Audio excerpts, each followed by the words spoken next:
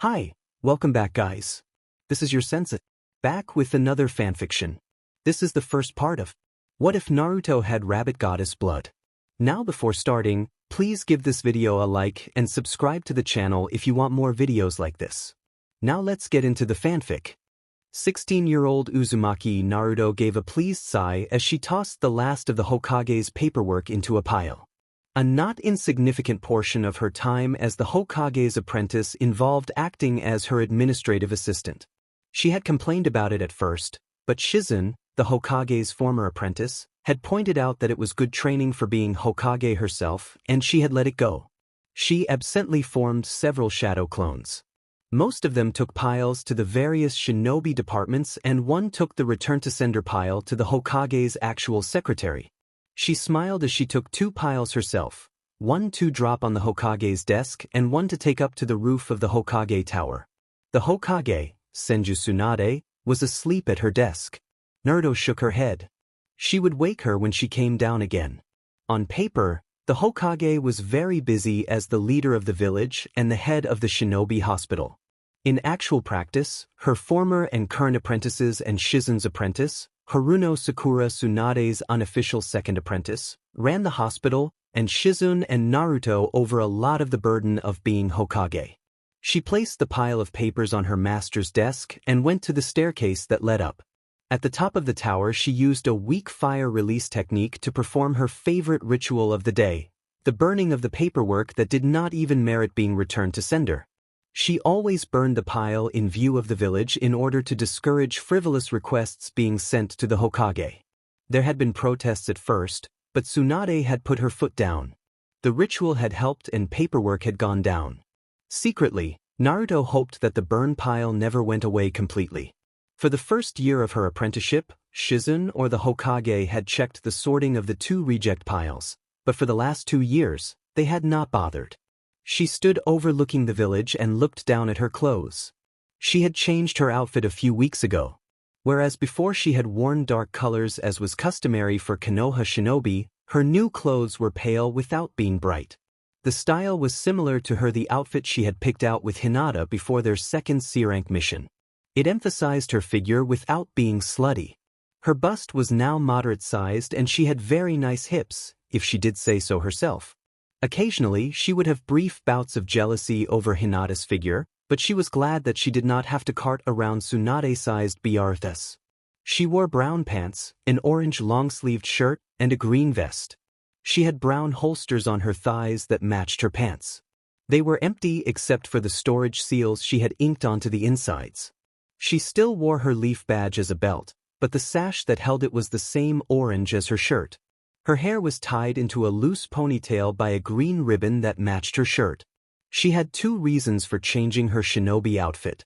First, she preferred to be different. Wearing similar clothes to everyone else had bugged her, but she had gone along with it because her unusual appearance caused her to stand out enough. Second, the dark clothing had contrasted too much with her albino-like coloring. While she had initially liked the contrast, over time she had tired of it. The only color she naturally had since her Shinobi Academy graduation fiasco was the light brown of her rabbit ear-like horns, the pale blue of her eyes, and the pink of her lips. She thought that the new color scheme made her look better and it did not really hurt her stealth, since she usually ended up using her disguise technique when she wanted to hide. Sakura and Ino had actually convinced her to start wearing makeup. Most of her makeup was understated just to add a small amount of color to her cheeks and around her eyes. However, they did talk her into wearing Sharingan red lipstick. It was the one highly contrasting feature she currently wore, but she had to admit that she rocked it especially when she opened her third eye. It still sometimes surprised her that she had become good friends with Sakura, and by extension Ino, after the antagonism of their academy days, but the bit of advice that she had dropped during the Chunin exams seemed to have gotten to her. It also helped that she was Sakura's senpai as the apprentice of her master's former master. She headed downstairs to wake up Tsunade. She was mildly surprised to find Sasuke and Jiraiya there. Both of them looked much the same as she had seen them last. Sasuke had grown taller and more muscular, although he was still slender in the 3 years since he had left on the trip. Although he had been back for a few weeks 8 times, they had never had the time to do more than say, "Hi," in passing and exchange a few ideas on Rinna Sharingan techniques. Vulpine. Arrow Senin, she exclaimed. Bunny-chan, Sasuke replied with a smirk. Brat. Don't call me that. Jiraiya said. You're late, Arrow Senin, she said, ignoring his complaint. You were due back here 6 months ago to give me more Fuinjutsu lessons. Well, you know, things happened, he said. Let me guess, she said to Sasuke. He got caught up doing his research. Sasuke grunted in agreement. Bad Arrow Senin, she exclaimed. Brat, Jiraiya said, my research is important for the literary future of the elemental nations. Whatever, she replied. I've sent for Hinata-chan and Kakashi-san, said Tsunade. Now that Sasuke's training trip is officially over, it's time to decide what to do next. Well then, said Jiraiya. I'm out of here. See you around Heimdallbrets. He was gone before anyone could complain. Naruto scowled. He still owes me Fuinjutsu lessons. Naruto's Fuinjutsu skills were solidly in the intermediate range, other than medical seals.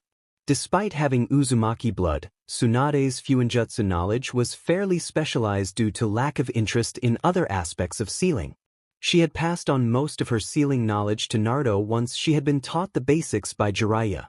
The proof of that was the Yin seal on her forehead above where her third eye opened. Naruto felt that she was missing a few key concepts that would enable her to really understand Fuinjutsu and start creating her own seals in areas outside of medicine. Before Naruto could really build up steam in complaining about her godfather's habits, Hinata entered the room. Hi, Hinata-chan. Naruto greeted her. Sasuke grunted in acknowledgement. While they waited for Kakashi, they made inconsequential small talk. What Naruto really wanted to do was brag about her skills and find out how her old teammates had improved, but they had agreed at the beginning of the apprenticeship PRD that they would not talk about their new skills until they had a chance to show off in a spar, so she held her tongue. She still sparred regularly against Hinata, since they had both kept mainly in the village, but she was sure that the Hyuga was keeping some surprises in reserve, just like she was. The only exception to this rule was that Sasuke and Naruto exchanged any information they had on their Jujutsu whenever they saw each other. When Kakashi finally appeared, 40 minutes later, Naruto was about ready to start bouncing off the walls. While she was much more restrained after training with Tsunade, she still had bouts of impatience. So nice of you to join us, Kakashi-san, Tsunade snarled at her jounin. I'm glad to be here and see my cute little genin again, Kakashi said with an eye smile. Naruto was certain he was deliberately ignoring the Hokage's sarcasm. We're hardly little and we haven't been genin for 3 years, she said, irritated at her always late jounin-sensei. You'll always be my cute little genin to me, he said with another eye smile. Tsunade huffed. I'm reforming Team Kakashi with you four. I'd like to be able to have you available to take care of Akatsuki and similar dangers, but I need to evaluate the 3 of you to see if you're up to it. Kakashi, set up an evaluation exercise for tomorrow. If you're late, I'll delay the next Ika release from Konoha for the number of days that you are minutes late. I don't have time to deal with your nonsense. Jiraiya, Anko, and I will also be there to watch you. 9 o'clock at the usual place, Kakashi said. He disappeared with a flicker technique. Tsunade arched an eyebrow. Naruto sighed. Training Ground 7. Naruto showed up at Training Ground 7, 5 minutes before 9 o'clock. She had already seeded the training ground with shadow clones while she ate breakfast and got ready. She was idly curious to know if Tsunade's threat would make her old sensei show up on time. Hinata, Sasuke, and Anko were already there. Within a few minutes, Tsunade showed up. Jiraiya appeared right after the Hokage. As Naruto was about to bug her godfather about continuing her Fuinjutsu lessons, Kakashi showed up precisely on time with a flicker. He had in his hand 2 familiar bells which he tied to his belt. You really think you can keep those bells from the Neo-Sannin? Naruto asked. Kakashi smiled and said, The Neo-Sannin, is it? Maybe I should put a time limit on this exercise. Naruto shrugged her shoulders. Sasuke grunted. Hinata smiled pleasantly. So nonchalant? He asked. Okay then. You have 15 minutes to get the bells. Fine, Naruto said with a grin. This exercise was as good as one. And Kakashi drawled with an eye smile. To make it about skill and not power, no upper-tier Dojutsu vanilla Sharingan and Byakugan only, no Kyuubi, and no Rabbit Goddess techniques. All three Chunin nodded.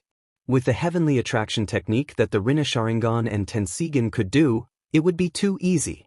I see that you're only handicapping us, Sasuke said smugly.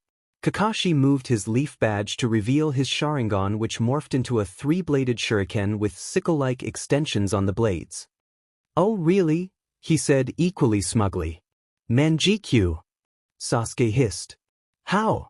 It's something I don't like to talk about, Kakashi said. You'll have to get me really drunk before I'll tell the story. Why haven't we seen this before, sensei? Hinata asked. It used to take too much out of me to use, he replied. Even after 3 years of training to not get left behind by you three, I can only safely use it 3 times a day. What techniques can you do with that eye? Hinata asked. I'll tell you later, he said. You guys ready? Let's do this, exclaimed Naruto. Sasuke grunted. Ready, sensei, said Hinata. Go. Kakashi said.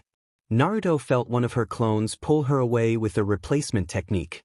She ended up in a small clearing some distance away with her 2 teammates. I've got some distractions all lined up, she told her teammates. They rolled their eyes as she started to cackle evilly. She looked around and saw her clones already in their disguises. Just tap out a clone that you want to replace and use a disguise to take on its role, she said. Team Guy. Hinata asked Sasuke. Sounds good, Sasuke said with a nod. I assume you want your cousin? Hinata nodded. I'll take Tenten-san then, Sasuke said. You going to join us, Bunny-chan? Why not? Naruto said. I'll take Bushy Brows Jr. They each took the place of one of the clones. Each team of clones spread out around the clearing where Kakashi and the observers were waiting. Suddenly a mob of cats ran through the clearing with Tora in the lead. Konohamaru and his pals were running after them with their sensei chasing after them. Tora swerved toward Kakashi, but he leaped out of the way, only to almost get clobbered by Konohamaru. Really? Kakashi called out. This trick again, Naruto-chan? I expected better from you. 3 horse-sized 9-tailed golden foxes surrounded him and then leaped at him. He used replacement to get out of their way to find another 3 waiting for him. He replaced himself again. In all, 9 miniature Kyuubis stalked him. That's not how I look, stepmother, the real Kyuubi complained. If I used the real you, we'd have this place covered with Enbu before we could blink, she responded. Relax, I'm just having fun. The Kyuubi sent her a mental eye roll. The next group to attack was Zabuza, Haku, and the Demon Brothers. They were followed by a younger version of the Sannin. Naruto signaled her teammates that it was their turn. The clone acting as Guy leaped into the clearing followed by the disguised Chunin. Kakashi, the Guy clone yelled. I challenge you to a contest of skills. I will show that my youthfulness is more powerful than your cool, hip ways. Guy-sensei, Naruto disguised as Lee yelled. If you cannot win, I will run backwards around Konoha on my hands 5 dozen times. Lee-kun, the Guy clone exclaimed. If you cannot do that, I will carry you and your teammates up and down the Hokage monument 75 times using only my teeth. Hey, leave us out of this. Sasuke disguised as Tenten yelled. Tenten-chan. Naruto exclaimed. Where are your flames of youth? Tenten-chan. Niji-kun. Join me in lending Guy-sensei the strength of our flames so that he can overcome his eternal rival. Naruto posed in standard nice guy pose number 1 with a broad smile complete with teeth sparkle and a thumbs up. Lee-kun, the clone called. Guy-sensei. Naruto responded. Lee-kun. Guy-sensei. The clone rushed toward Naruto and they enveloped each other in a manly hug, each of them shedding tears of joy. She cast a genjutsu of the sun setting over the Hokage monument and the sound of waves crashing in the background. The way those two acted, she always thought that their man hugs needed something extra to emphasize their youth. Kakashi was staring at her and her clone in thinly disguised disgust and horror. Unfortunately, so were Hinata and Sasuke in their disguises. Naruto did not know whether to be pleased or annoyed with the response. She made hand signs behind the clone's back so that only Hinata with her Byakugan and her own clones could see them. Hinata disguised as Neji started and began to back away, clutching Sasuke's arm. Their path took them toward Kakashi. Kakashi started at the movement and watched them warily. The last 5 minutes of the test consisted of Kakashi dodging the clones and the Chunin using replacement. The alarm rang, signaling the end of the test. They met in front of the posts that Kakashi had threatened to tie them to during the bell test. Their 3 masters were waiting and watching. Kakashi rattled the bells. "It looks like you failed." "We would have gotten you eventually, Kakashi-sensei," Sasuke growled. "You would have made a mistake or run out of chakra." "You don't always have the luxury of time, Sasuke-kun," Kakashi pointed out. "Who says we failed?" Naruto said smugly. The bells at Kakashi's waist disappeared in puffs of smoke. One of Naruto's clones appeared and then tossed her and her teammates each a bell. Naruto was pretty proud of her replacement skills. To pull that off without Kakashi noticing took fabulous chakra control. She did not know of any other shinobi that could do it. "How did you pull that off?" Jiraiya asked. "Your clone would already have to be disguised as a bell when she did the replacement. Bells don't have eyes. I've discovered that my clones and I can communicate if we extend our chakra while we are touching," Naruto explained. "I simply had another clone using the Byakugan hold the bell clone in order to show her where to go." "Dare I ask when you had the swap done?" Kakashi asked. "Not long after you showed up," Naruto said smugly. Kakashi looked irritated for the first time since she had met him.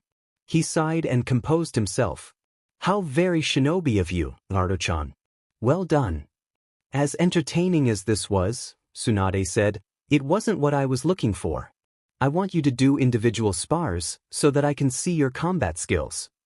"I want to fight Bunny-chan," Sasuke said. "Think you can handle me, Imo-chan?" she said with a smirk. He grunted dismissively. "Very well," Tsunade said. "Sasuke-kun against Naruto-chan and Hinata-chan against Kakashi-san. I want to see a wide range of your combat skills." As Naruto stood across from Sasuke, she said, "Same rules as what Kakashi-sensei said?" Sasuke grunted in agreement and added, "How about we up the ante?" "Oh," Naruto inquired. "How?" "No jujutsu at all," Sasuke replied. "I want to see if you've gained any actual skill, dead last." It had been years since Sasuke had called her that and she knew he was just trying to rile her up, but she had to admit that it was working a little. Plus, she did want to show him and everyone else that she was more than just the bloodline abilities that she had inherited from Kaguya. Technically, what he was proposing still left her the Shikatsumiyaku, but it was not her preferred close-range technique and she had only figured out a few ways to use it. "You're on." She turned to Tsunade and said, "Start us off, Bashirsho?" Tsunade got the put-upon expression that she got whenever Naruto called her any form of granny, but since she did not have anything on hand to throw, she only said, "On my mark, go." Naruto seamlessly created 12 shadow clones which surrounded Sasuke in a circle about 5 meters in radius. Sasuke was content to let her make the first move. "You aren't going to do a freaky collaboration move that will destroy the forest, are you?" he taunted. "Wouldn't you like to know?" she taunted back. She left him in anticipation for another 15 seconds before whipping out a rubber ball from one of her holster seals. Each of her clones did the same. She hurled it at him and clapped her hands together to activate the Gale Palm technique and accelerate it. She formed a tiger seal and called out, "Missile Shadow Clone Technique." Her clones all did the same. Walls of rubber ball converged rapidly on Sasuke. Officially this was the Shuriken Shadow Clone Technique, but she felt silly calling it that when she was not throwing a shuriken and even sillier calling it Rubber Ball Shadow Clone Technique. This was one of her best new offensive techniques that she had learned from Asuma. She had to admit that it suited her, due to its similarity to what had been and still was her signature technique. She had practiced it in secret until she could get it down from the original 8-hand seals to 1. The ball went flying everywhere once they reached Sasuke's location. A contingency clone replaced her in order to prevent her from becoming a mass of bruises. Once the mass of cloned ball dissipated, leaving only one behind, Sasuke called out from the edge of the clearing. What was that? Who was idiot enough to teach you that technique? A log with chunks of bark missing was lying where Sasuke had been standing. That was a pretty impressive replacement, Imo-chan, she said. I practiced it until I could do it seamlessly, since I knew I would be sparring with you and you don't know the meaning of the word overkill, Bunny-chan, he accused. Sure I do, she said with a foxy grin. Overkill is a word used by lesser shinobi when they get jealous of awesome shinobi like me. At that point, a running long-range ninjutsu and missile engagement began. The two of them were pretty evenly matched at the long-distance range. Sasuke knew a wider range of offensive ninjutsu, as would be expected of the Toad Sage's apprentice, but Naruto knew a decent amount and had abused shadow clones to make sure she had mastered the ones she knew. Want to see how you do up close? Sasuke called. Getting low on chakra, Imo-chan? She taunted. Not yet, Sasuke admitted, but I know it's impossible for anyone to outlast you in a ninjutsu stalemate, no matter how careful they are in spending chakra. She said. You're making me blush, Imo-chan. She laughed. I'm up for it. They jogged toward each other, stopping a meter apart. Naruto seamlessly formed chakra scalpels and took a stance reminiscent of the gentle fist. I thought you weren't going to learn the gentle fist? Sasuke commented. I haven't, Naruto replied. Not really. I have used the Sharingan in fights with Hinata-chan enough that I've picked up the physical part of it and I've found that its stances and some of the movements work well with chakra scalpels, which are my current favorite of my close-up techniques. I could easily reverse engineer the chakra component of the gentle fist if I wanted to, but I don't want to tick off Hinata-chan's family, nor do I need it. Between chakra scalpels, the Rasengan, Shikatsumiyaku, and Bashirsho's strength-based taijutsu style, I have plenty of close-range options. I prefer chakra scalpels because they give me the most flexibility. They also have good synergy with the Byakugan. But you aren't using the Byakugan, Sasuke commented smugly. I'm the apprentice of the most accomplished medic currently alive, Imo-chan, she said, rolling her eyes. I don't need the Byakugan to be able to take you apart piece by piece. The raw skill advantage that Sasuke had previously had in taijutsu had been closed by Naruto's years of fighting with the Sharingan active. Sasuke still had more experience and better taijutsu instincts, but this was offset by the fact that Naruto had contingency clones rescue her whenever she got into too tight a spot. He had gotten her a few times, but she simply swarmed him with clones while she healed herself. I admit that you're still better than me in straight-up taijutsu, she said after the latest skirmish ended with her getting a nasty bruise on her shoulder. She could wait for it to heal with her natural regeneration, but Sasuke was good enough that she needed to be in peak condition, so she used the Mystic Palm on it.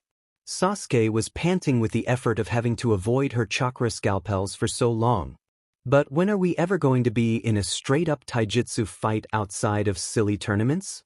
I miss the days when I could taunt you into doing something stupid, Sasuke said with a sigh.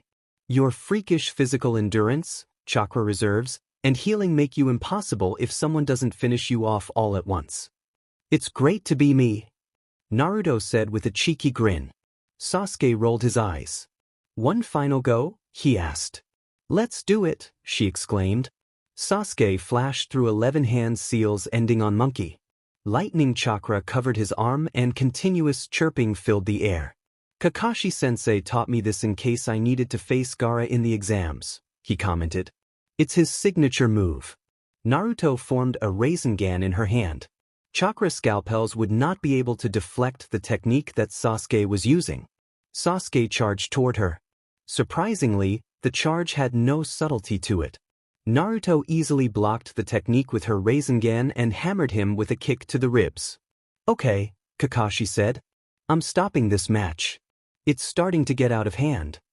Naruto crouched down and started to heal Sasuke's bruised ribs. Why did you use the Thousand Birds technique, Sasuke-kun? Kakashi asked. I told you to never use it on a comrade. I knew that Naruto-chan could handle it if it hit her, Sasuke said. I didn't aim for anything vital. And the tunnel effect using it without the Sharingan? He asked. I forgot? Sasuke said, embarrassed. Naruto cracked up laughing. I'm proud of both of you, Kakashi said. That was an impressive spar until Sasuke-kun's questionable decision to use the thousand birds technique.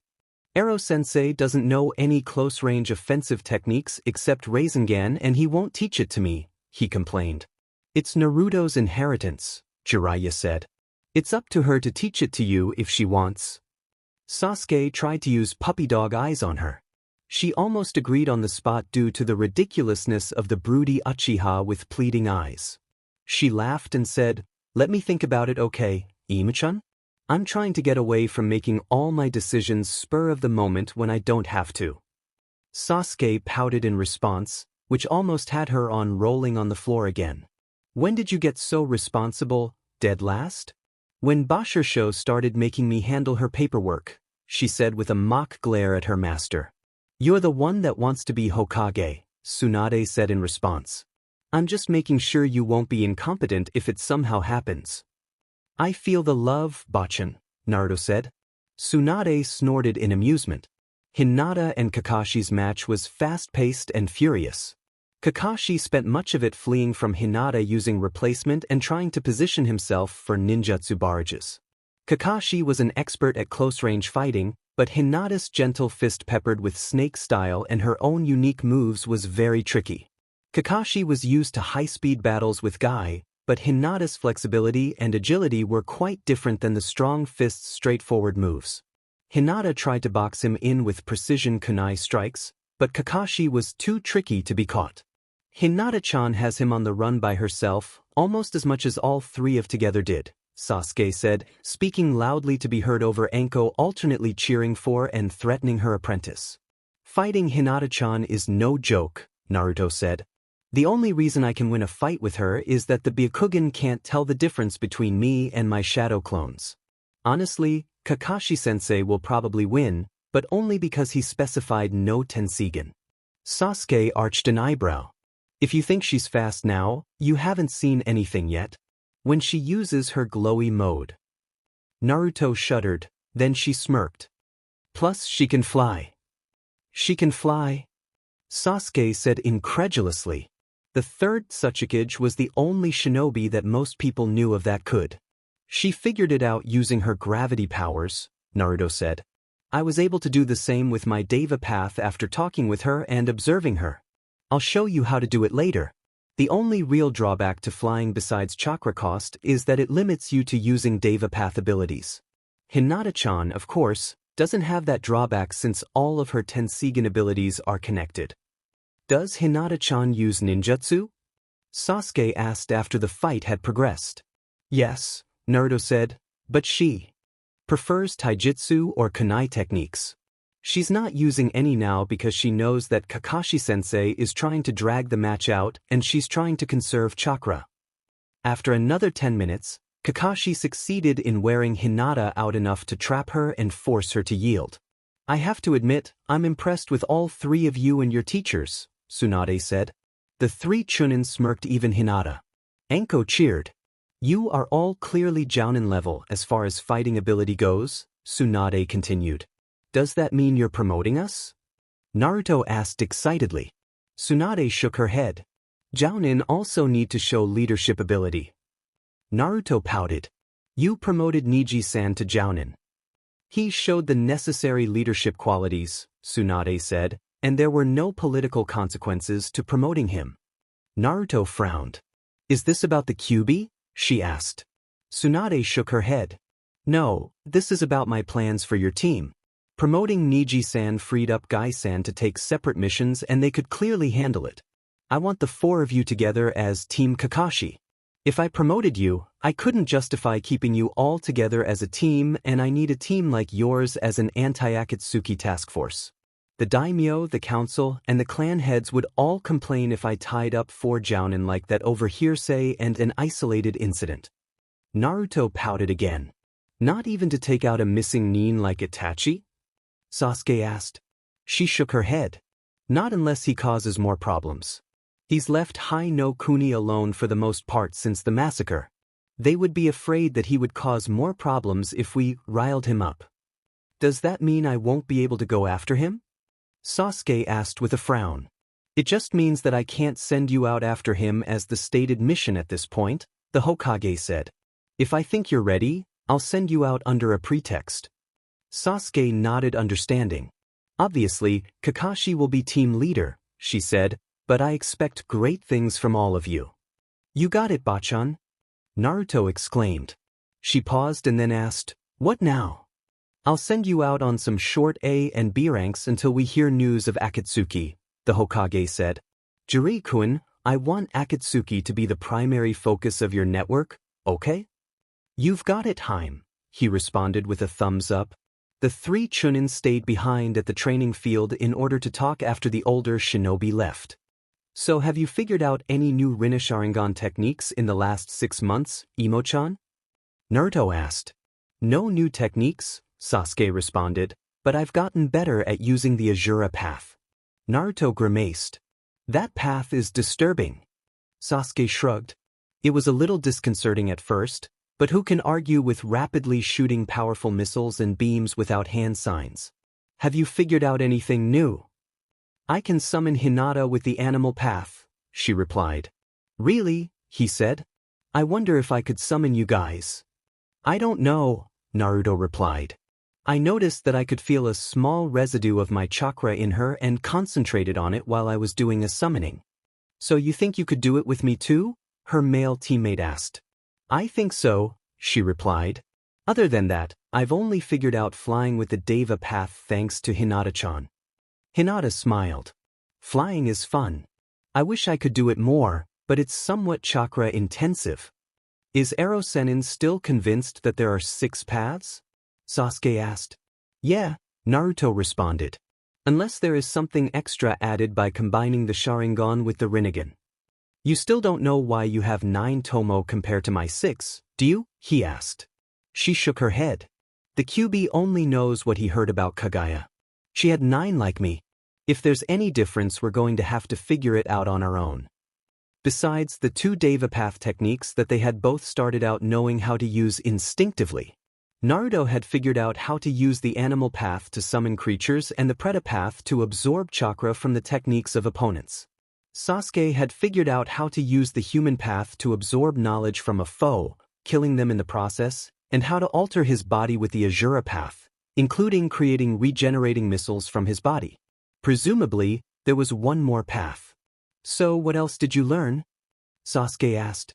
You know, she said teasingly, some ninjutsu, some fuinjutsu, lots of medical techniques. She smirked. I think I already told you I learned Bachan's strength technique. He rolled his eyes. As if I needed another reason to stay out of arm's reach of you. All 3 of them came alert as they felt the chakra for as body flicker materialize a short distance from them. Moments later an ANBU appeared in the spot. Uchiha-san, Hyuga-san, Uzumaki-san, Tatasama desires to see you in her office right away, he said. Naruto exchanged a look with her teammates and said, We'll be right there. Thanks for coming promptly, said Tsunade. She glared at Kakashi. Hiei smiled back at her.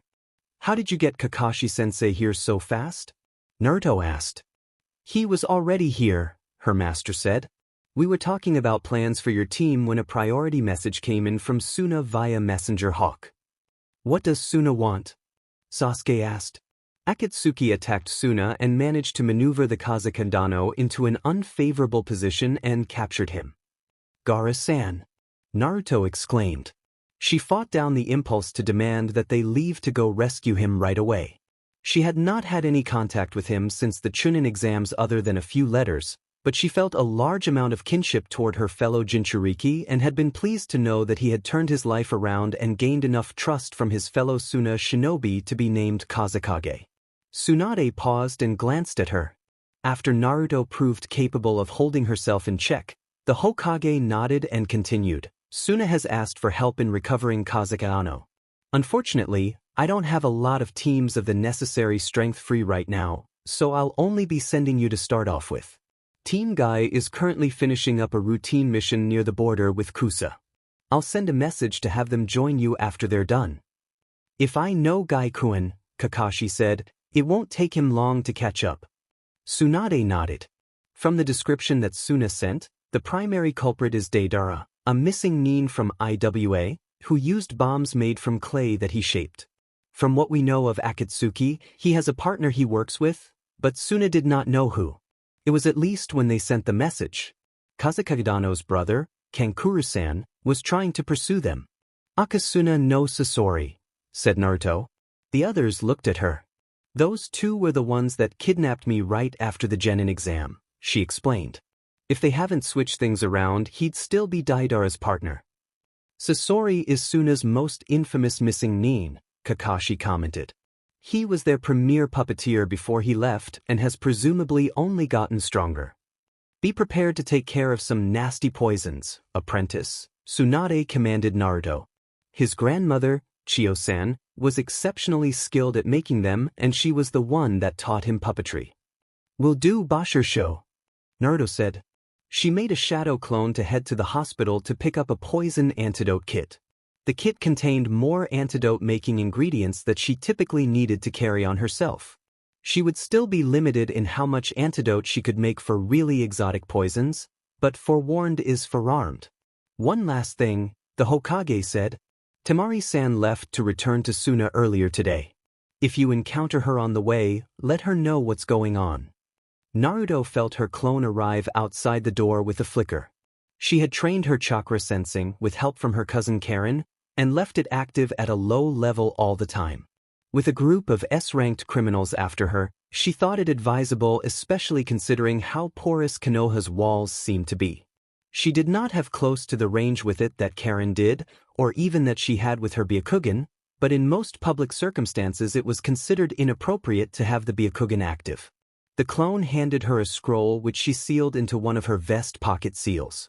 The storage seals in her vest pockets and thigh holsters were specially made in order to be able to accommodate other storage seals.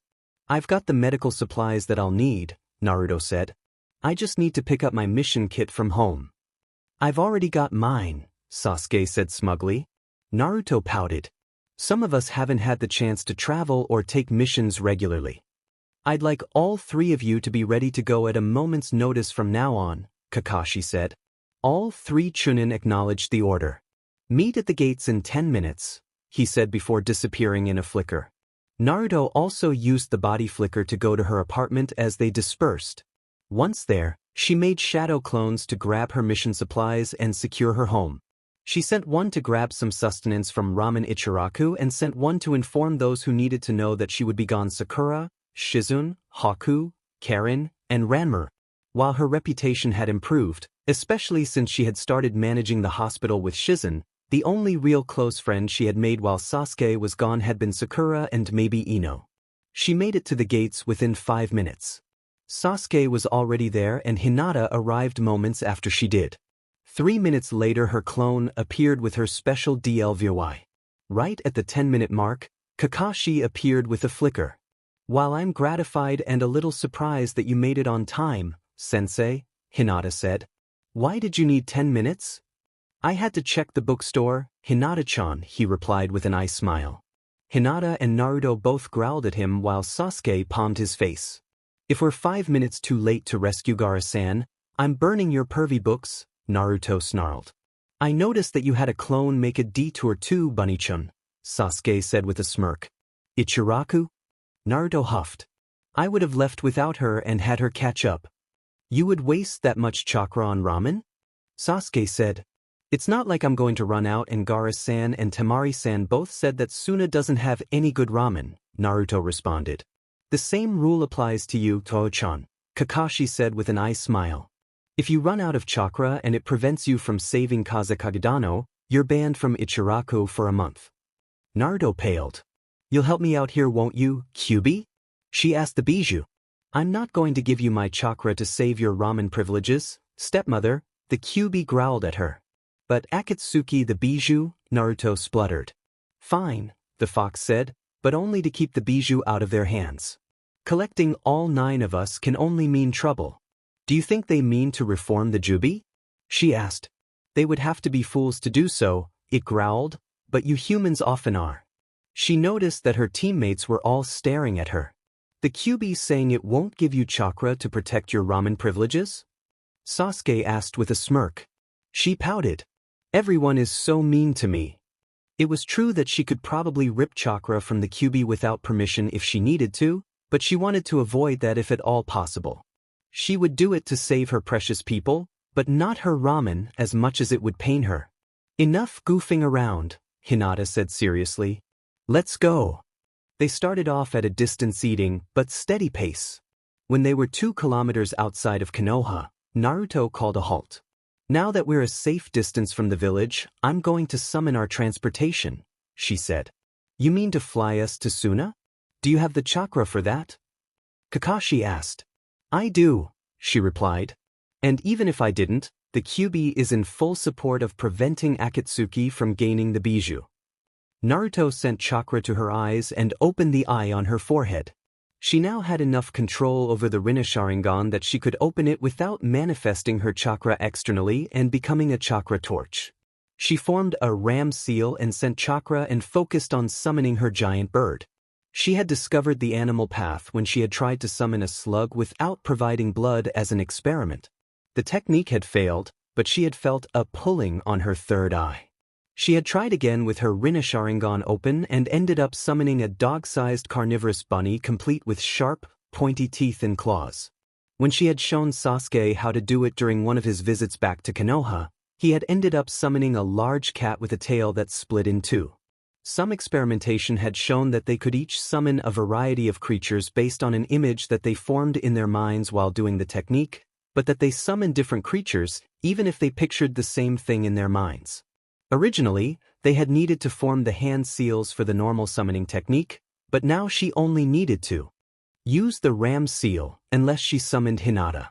Summoning Hinata and presumably Sasuke was more unstable and required all of the hand seals. Something about the original technique still required her to use all the hand seals when she summoned slugs. A very large albino crow appeared in a puff of smoke. For some reason her Rinna Sharingan summons were all white. The only spots of color on the crow were the copies of Naruto's Rinna Sharingan in each eye and some black rods that pierced the back of its neck and each foot. Even its beak was a bleached white. The creature was semi-autonomous. She could direct it and share its senses, but did not need to micromanage it. Besides the crow and the bunny, Naruto had also summoned a relatively small owl, a large two-headed fox. She pulled a large HRSS out of one of her vest seals. She created a few shadow clones and they fastened the HRSS to the bird's head. She pushed chakra into her legs in order to be able to jump up to the crow's head. Come on up, she called. They arranged themselves side by side with Sasuke and Kakashi in front and Naruto and Hinata behind them. Each of them grabbed onto the HRSS straps. What do you do when there's no time for the HRS? Kakashi asked. Use chakra to hold on, she replied, but I don't think we want to do that the whole way there. How long do you think it will take? Kakashi asked. The bird flies at 3 times the normal shinobi running speed, she replied. 5 hours then, he said. 2 hours into the trip, the bird's basic mind flagged something for her attention below. A kunoichi was jogging at a steady pace in the same direction they were going. Using the bird's superb eyesight, she could tell that it was Temari. Temari-san's down below us, she shouted over the wind. I'm bringing us down. She mentally directed the bird to land near the Suna kunoichi, but far enough away that she would not do anything rash. Temari-san, she shouted. Naruto-san. Temari returned, eyeing the bird's summon warily. Is there a problem? Naruto nodded gravely and gestured for Kakashi to speak. Kakashi cleared his throat. Konoha recently received a priority message from Suna, requesting help. Evidently, Suna came under attack from Akatsuki earlier today. They were able to overpower Kazakandano while he was distracted defending the city. Garakuen, Temari said, distraught. Do you know where they took him? No, Kakashi said, but evidently your other brother was tracking him. We do know that the main Akatsuki member he faced was Dara the Mad Bomber of IW. We have reason to believe that his partner is Akasuna no Sasori. We would like to offer you a ride, Temari-san, Naruto said. It's not the most comfortable, but it is quick. We expect to be to Suna in about 3 hours. Thank you, Naruto-san, she said. Kakashi's estimate was fairly accurate. Not quite 5 hours after they left, Naruto had the crow land them 2 kilometers from Suna's walls. Temari led them to the front gate. When they were still a ways away, one of the guards called out, "Halt! Access to Suna is currently limited. Unless you have important, official business, you will have to return from where you came." "Any news on my brother?" Temari demanded. "Temari-sama," the guard exclaimed. "Kankuro-sama is currently in the hospital." Temari paled. "And my other brother?" "Kazutama has been missing all day," the guard answered. "Who are these people with you, Temari-sama?" "These are shinobi that Konoha has sent in response to a request for aid," she explained. "I vouch for them." "Very well." The guard gestured to his comrades, who let them through the gates. "The hospital first," Temari said. She turned to Naruto. "You'll help if he needs it, won't you, Naruto-san?" "Of course," Naruto answered. At the hospital, Temari demanded Kankuru's location and then led them to him. Naruto picked up Kankuru's charts and scanned through them. "Shiroi Kiba," an old woman's voice yelled. "Die." She turned to see Hinata holding off the old woman's attack. "Chio," an old man snapped. "This is not the White Fang, but his son." "You can excuse an old woman for getting caught up in the past, Ebizu," Chio said before relaxing. The Konoha delegation relaxed as well. None of them wanted to get into a fight in the hospital. "Chiyoba-sama, Ebizu-sama, this is the Konoha team that was sent for," Temari said. Chio huffed and said, "You girl, what are you doing with the boy's charts?" "I'm personally looking after him by his sensei's request." "Temari-san asked me to look at him," Naruto said. "Naruto-san has been trained by Tsunade herself," Temari explained. "The slug girl?" Chio said with a huff, folding her arms. "You'll have to excuse my sister," Ebizu said. "She's been grumpy for the last 2 decades. "You have a much higher tolerance for incompetence than I do, brother dear," the old woman retorted. Naruto ignored the byplay. The charts said that the puppeteer had been affected by an unknown poison. She used a poison extraction technique to obtain a small sample of the poison and analyze the effects. By this time, a nurse had entered the room. Naruto requested ingredients to make an antidote. Unfortunately, some of the ones she needed were rare and Suna did not have much of 2 of the key ingredients. She had brought some with her, but even then she probably only had enough ingredients for 6 doses. She prepared the antidote and administered it to Kankuro. She waited a minute for the antagonist to neutralize the poison and then set about healing the effects. Not long after she had finished, Kankuro awoke with a groan. "Kankuro-kun!" Temari exclaimed. Chio looked at Naruto with grudging respect. "I knew that that slug girl was good, but I didn't expect that she had passed on so much of her skill." Naruto bowed in acknowledgement. "I still think no good will come of calling for help from Konoha," the old woman muttered. "Suna must stand on its own strength." "Behave, sister," Ebizu told her quietly. "What happened, Kankuro-kun?" Temari asked. "It was Sasori," he replied. "He was waiting for me when I tried to follow the crazy bomber." Chio gasped. Her brother placed a hand on her shoulder in support. "Can you describe the location?" Kakashi asked. "We should be able to follow their trail if we have a starting spot." Kankuro described a spot in the desert outside Suna. "I know the spot," said Temari. "I can take you there." "How will you be able to track them through the desert?" asked Chio. "The winds will have disturbed any tracks. If we get there soon enough, one of my hounds should be able to pick up their scent," Kakashi said. "Would this help?" Kankuro asked. He took out a scrap of black cloth. "I pulled this off of Sasori in our brief scuffle." "Yes, it would help a lot," Kakashi said, taking the scrap. "I'm going with you," Temari said. "I'm afraid that won't be possible," a voice said from the doorway. Naruto identified the man as the one who had been the San sibling sensei at the Chunin exams. "Why not Baki-sensei?" Temari asked. "With Kazutama taken and Kankuro-san incapacitated, we need you here, Temari-san," he replied. "The people will be comforted to know you're here representing your brother." "He's right, you know," said Ebizu. "Someone must represent Suna's interest," Chio said. "We have no one to send," Baki admitted. "That is the primary reason I sent to Konoha. Between repairs and guard duty, we have no one." Chiyo scowled and said, "I'll go." "Are you sure, Chiyo?" her brother asked.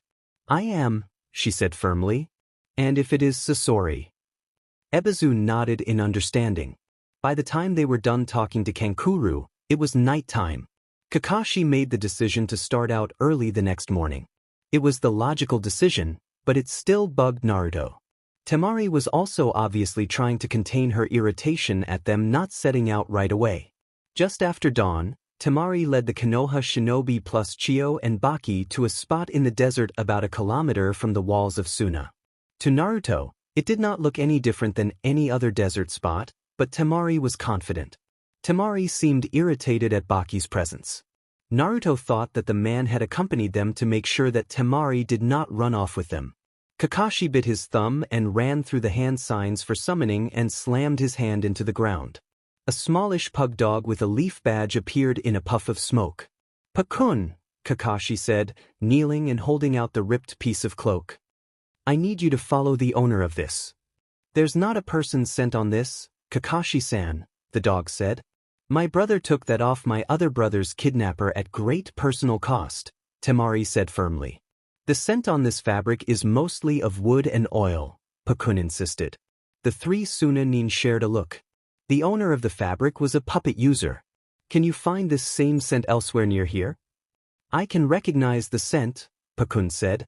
"I'll see if I can find a trail." The Nin-ken sniffed around for a few minutes before looking off into the desert. "I've found the trail," said the dog. Naruto impulsively gave Temari a hug. "We'll find him, Temari-sen. I promise." Temari looked at Baki rebelliously before settling her features and saying, "I know you will, Naruto-sen." The blonde girl waved at Naruto, her team, and Chiyo as they followed Pakun into the desert. Pakun led them at a quick walk. Naruto monitored their surroundings with her clones and Byakugan. Hinata did spot checks every 10 minutes to make sure that the horn girl was not missing anything.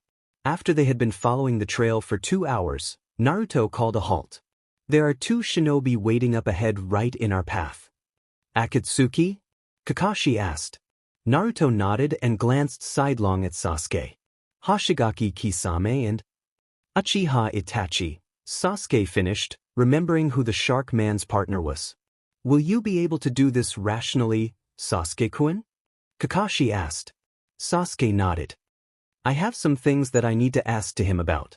I won't go off half-ped." The boy then stared at Kakashi.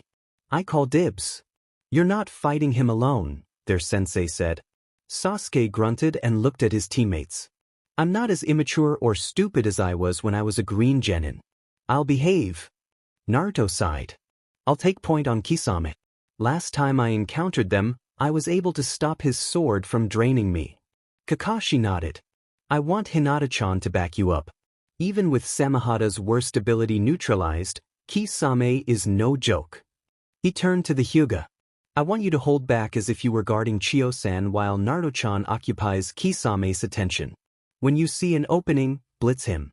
Go for the kill. I'll help Sasuke-kun with Itachi. Once you're done with Kisame, between all of us we should be able to capture Itachi." "I hardly need babysitting," Chiyo grumbled. "I believe this is the fastest way to deal with these 2 S-ranked missing Nin so that we can catch up to the ones that captured Kazakagano, Chiyo-san," Kakashi said firmly. "Once we no longer need you as cover for our plans to deal with Kisame, you may participate in the capture of Itachi if you wish." The old woman grumbled her assent. The 5 shinobi resumed their progress, continuing to follow Pakun. When they reached where the 2 S-ranked missing Nin were waiting, Kisame said, "It looks like Sasori-san's spies were right, Itachi-san. Suna sent for help from Konoha." He had a disconcerting shark-like grin on his face. Oddly, both of them did not seem as strong chakra-wise as when she had encountered them while searching for Tsunade a few years earlier. Sasuke's brother grunted in acknowledgement. His face was completely blank even as he said, "Do you have eyes like mine yet, foolish little brother? Why would I do something as short-sighted as that, blind one?" Sasuke said with a smirk. One of the last things that Naruto and her 3 teammates had done before Sasuke left on his training trip was to investigate the Uchiha clan district. Naruto and Hinata had found a secret chamber underneath the Naka shrine. The most prominent feature in the chamber had been a stone tablet that could only be read with the Sharingan. Interestingly, it had shown more writing when Sasuke and Naruto had used the Rinne Sharingan. The tablet purported to be written by Akatsuki Hagoromo, but the Kyuubi was of the opinion that the tablet had been tampered with as it was more slanted to favor the Uchiha viewpoint than it felt its creator would have written. The tablet told the story of the Kaguya and the Shinju and how she was defeated by her sons. It also told about the Sharingan and its variations and how to activate them. Sasuke had been sickened by the Mangekyo Sharingan and what it took to achieve it, but they had discovered its weakness. He had been grateful that Naruto's chakra had given him an alternative that was at least as powerful, if not more so, without having to succumb to the curse of hatred. It had mentioned the Rinnegan but not its powers, unfortunately, except for a disturbing reference to the moon and an eternal dream. "My problems are easily solved, little brother," Itachi said without inflection. "Not if I don't follow your foolish path, older brother," Sasuke said, still smirking. Although, to be honest, they had no idea what would happen if someone with the Mangekyo replaced their eyes with those from someone with a Rinne Sharingan. "Not that I don't like a good family dust-up," Kisame said, "but can we skip to the violence and bloodshed?" Naruto stepped forward and said, "One would think you wouldn't be so quick to fight someone immune to your best tricks, shark bait. I don't know how you managed to withstand Samahata last time, Kyuubi brat," Kisame snarled, "but I think you'll find I'm more than enough man to handle you. Have you gotten shorter since I saw you last? Maybe we should come back in 15 years when we can at least have some fun before we rip out your bijou." Naruto fought down the rage that attempted to erupt. She had always been sensitive about her height and the fact that she had always looked much younger than she actually was. She knew that her figure had finally started to look womanly, and the implication that she looked like a little kid combined with the allusion to RP ignited her temper. She knew that Kisame was trying to make her lose control, probably an attempt to get her to release the Kyuubi. "Do you know who my mother was?" she growled out. "Why would I care?" the shark man said with a grin. "My mother was Uzumaki Kushina, and all the elemental nations knew better than to make the red-hot habanero angry. You'll find that I'm my mother's daughter." She activated her Rinne Sharingan to accompany her already active Byakugan and forced chakra into her hair. Tsunade had insisted that she learn how to do it without going high order. Her hair grew as it separated into 10 tail-like locks. She forced chakra into her bones, increasing their density and causing spurs to burst through her skin in order to protect her from a strike from Samahata's shaving action. She caused her left humerus to poke through her shoulder. She reached up and pulled it out and caused her humerus to regrow. She formed her former arm bone into a very dense and sharp sword. This was one of 2 Shikatsu tricks she had figured out from fighting Kimimaro before he died. The other was his finger-drilling bullets. She had also copied some of his sword forms with the Sharingan. She was confident that she could stop Kisame from using Samahata to absorb her personal chakra, but thought he might still be able to absorb chakra from her techniques. This left her with a choice between using Shikatsu or Tsunade's strength technique. Since she needed to use the Shikatsu to armor herself anyway, it was an easy choice even though she preferred to use long-range ninjutsu, or if she had to get close, chakra scalpels or the Rasengan. She fired off several rounds of finger-drilling bullets with her left hand and used Gale Palm to accelerate them. She was careful to end the wind technique before it reached the missing Nin so that she did not provide Samahata with fuel. Kisame batted the finger knuckles out of the air with Samahata and laughed mockingly. "You'll have to do better than that, little girl." "Bring it, Guppy," she taunted. The shark man looked irritated. She guessed that not many spoke down to him like that. He swung Samahata at her. She grabbed it with a lock of hair and tried to yank it out of his grasp, but she did not have the leverage or the mass to do so. She struck at his wrist with her bone sword, but he let go of his grip on his sword. The sudden lack of resistance caused Samahata to go flying, slipping out of her hair's grasp. In the process, the sword's bandages came off, revealing that the sword was actually a spiny creature roughly triangular in shape. The sword growled at her. "Samahata doesn't like you very much," Kisame said. "You won't give her any chakra." Naruto rolled her eyes. "Excuse me for not helping the scumbag that wants to kill me." Kisame grinned. Most people don't talk to me like that. Naruto grinned like a fox. I talk to the QB all the time. Frankly, you aren't that impressive.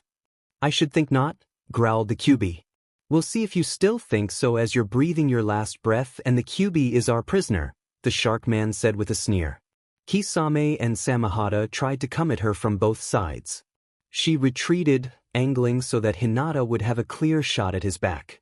She saw that Kisame and Samehada were getting too close to each other, so she fired finger-drilling bullets from her left hand again and formed a tiger seal to use her missile shadow clone technique on it. She sent her hair after the sentient sword to try and corral it. Kisame vomited up a large store of water to use the water formation wall technique, which blocked the bullets. Samehada jumped around, avoiding her hair. Suddenly, the wall collapsed and Samehada disappeared in a puff of smoke. Standing where Kisame had been was a glowing Hinata with a single short, glowing horn growing from her forehead. The glow faded and the horn disappeared. Her eyes remained in the Tensigen stage, however. This is not Kisame, Hinata said, confused. Naruto approached and examined the body at her feet. The obviously dead man had a sand badge on his forehead. Naruto knelt down and examined the body. Traces of Kisame's chakra lingers in him, she said. Some kind of possession technique? Hinata asked.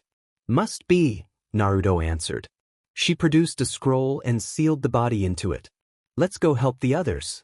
They ran over to where Sasuke and Kakashi were confronting Itachi. It appeared that the two Uchiha had been mostly engaged in a genjutsu battle with Kakashi trying to strike at Itachi while Sasuke distracted him.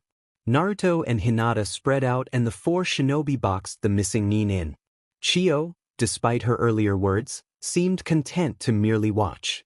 You owe me some answers, Itachi, Sasuke said. Are you going to surrender?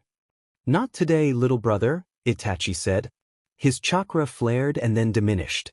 He collapsed, his features changing as he did. The new figure was wearing typical Suna clothing and sand badge. I recognize him, Chiyo said. He went missing during Akatsuki's attack on Suna. Kisame was also turned into a Suna nin after he died, Naruto said, but his chakra still lingered in the dead body. It has to be some kind of possession technique. It copied all of their gear, even Samehada. Itachi wasn't.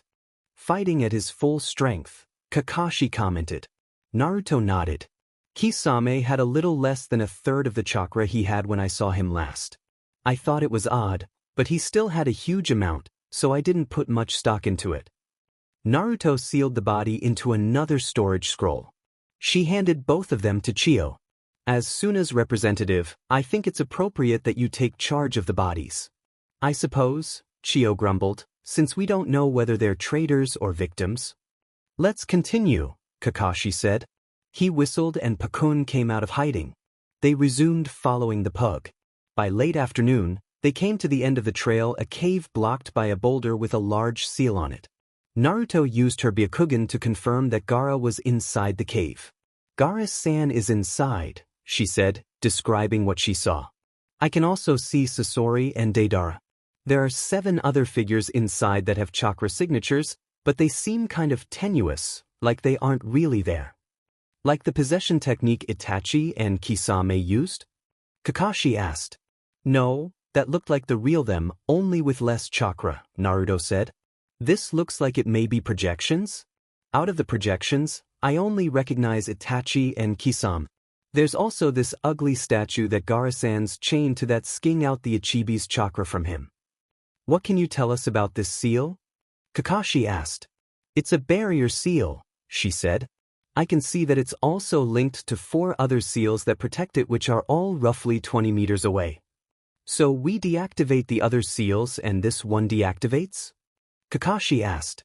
Yes, Naruto said, but the other 4 seals also trigger something else on deactivation. Probably traps. Do you know what kind of traps? Kakashi asked. She shook her head. No, however, I think I can bypass all of that by sking the chakra out of this seal. That won't trigger the traps? Kakashi asked. She shrugged.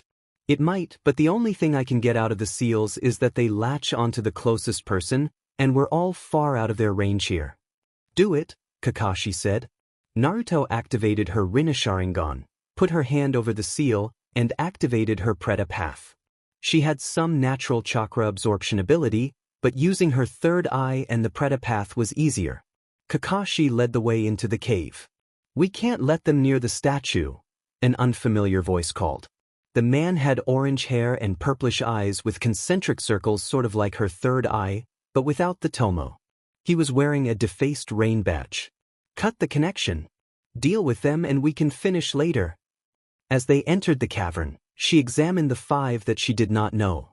Besides the man with what must be the Rinnegan, there was a woman with an origami flower in blue hair, a man holding a 3-bladed scythe wearing a defaced hot springs badge, a man whose face was covered with a gray cowl and a black face mask wearing a defaced waterfall badge, and a man wearing a full, orange mask that spiraled around a single eye hole.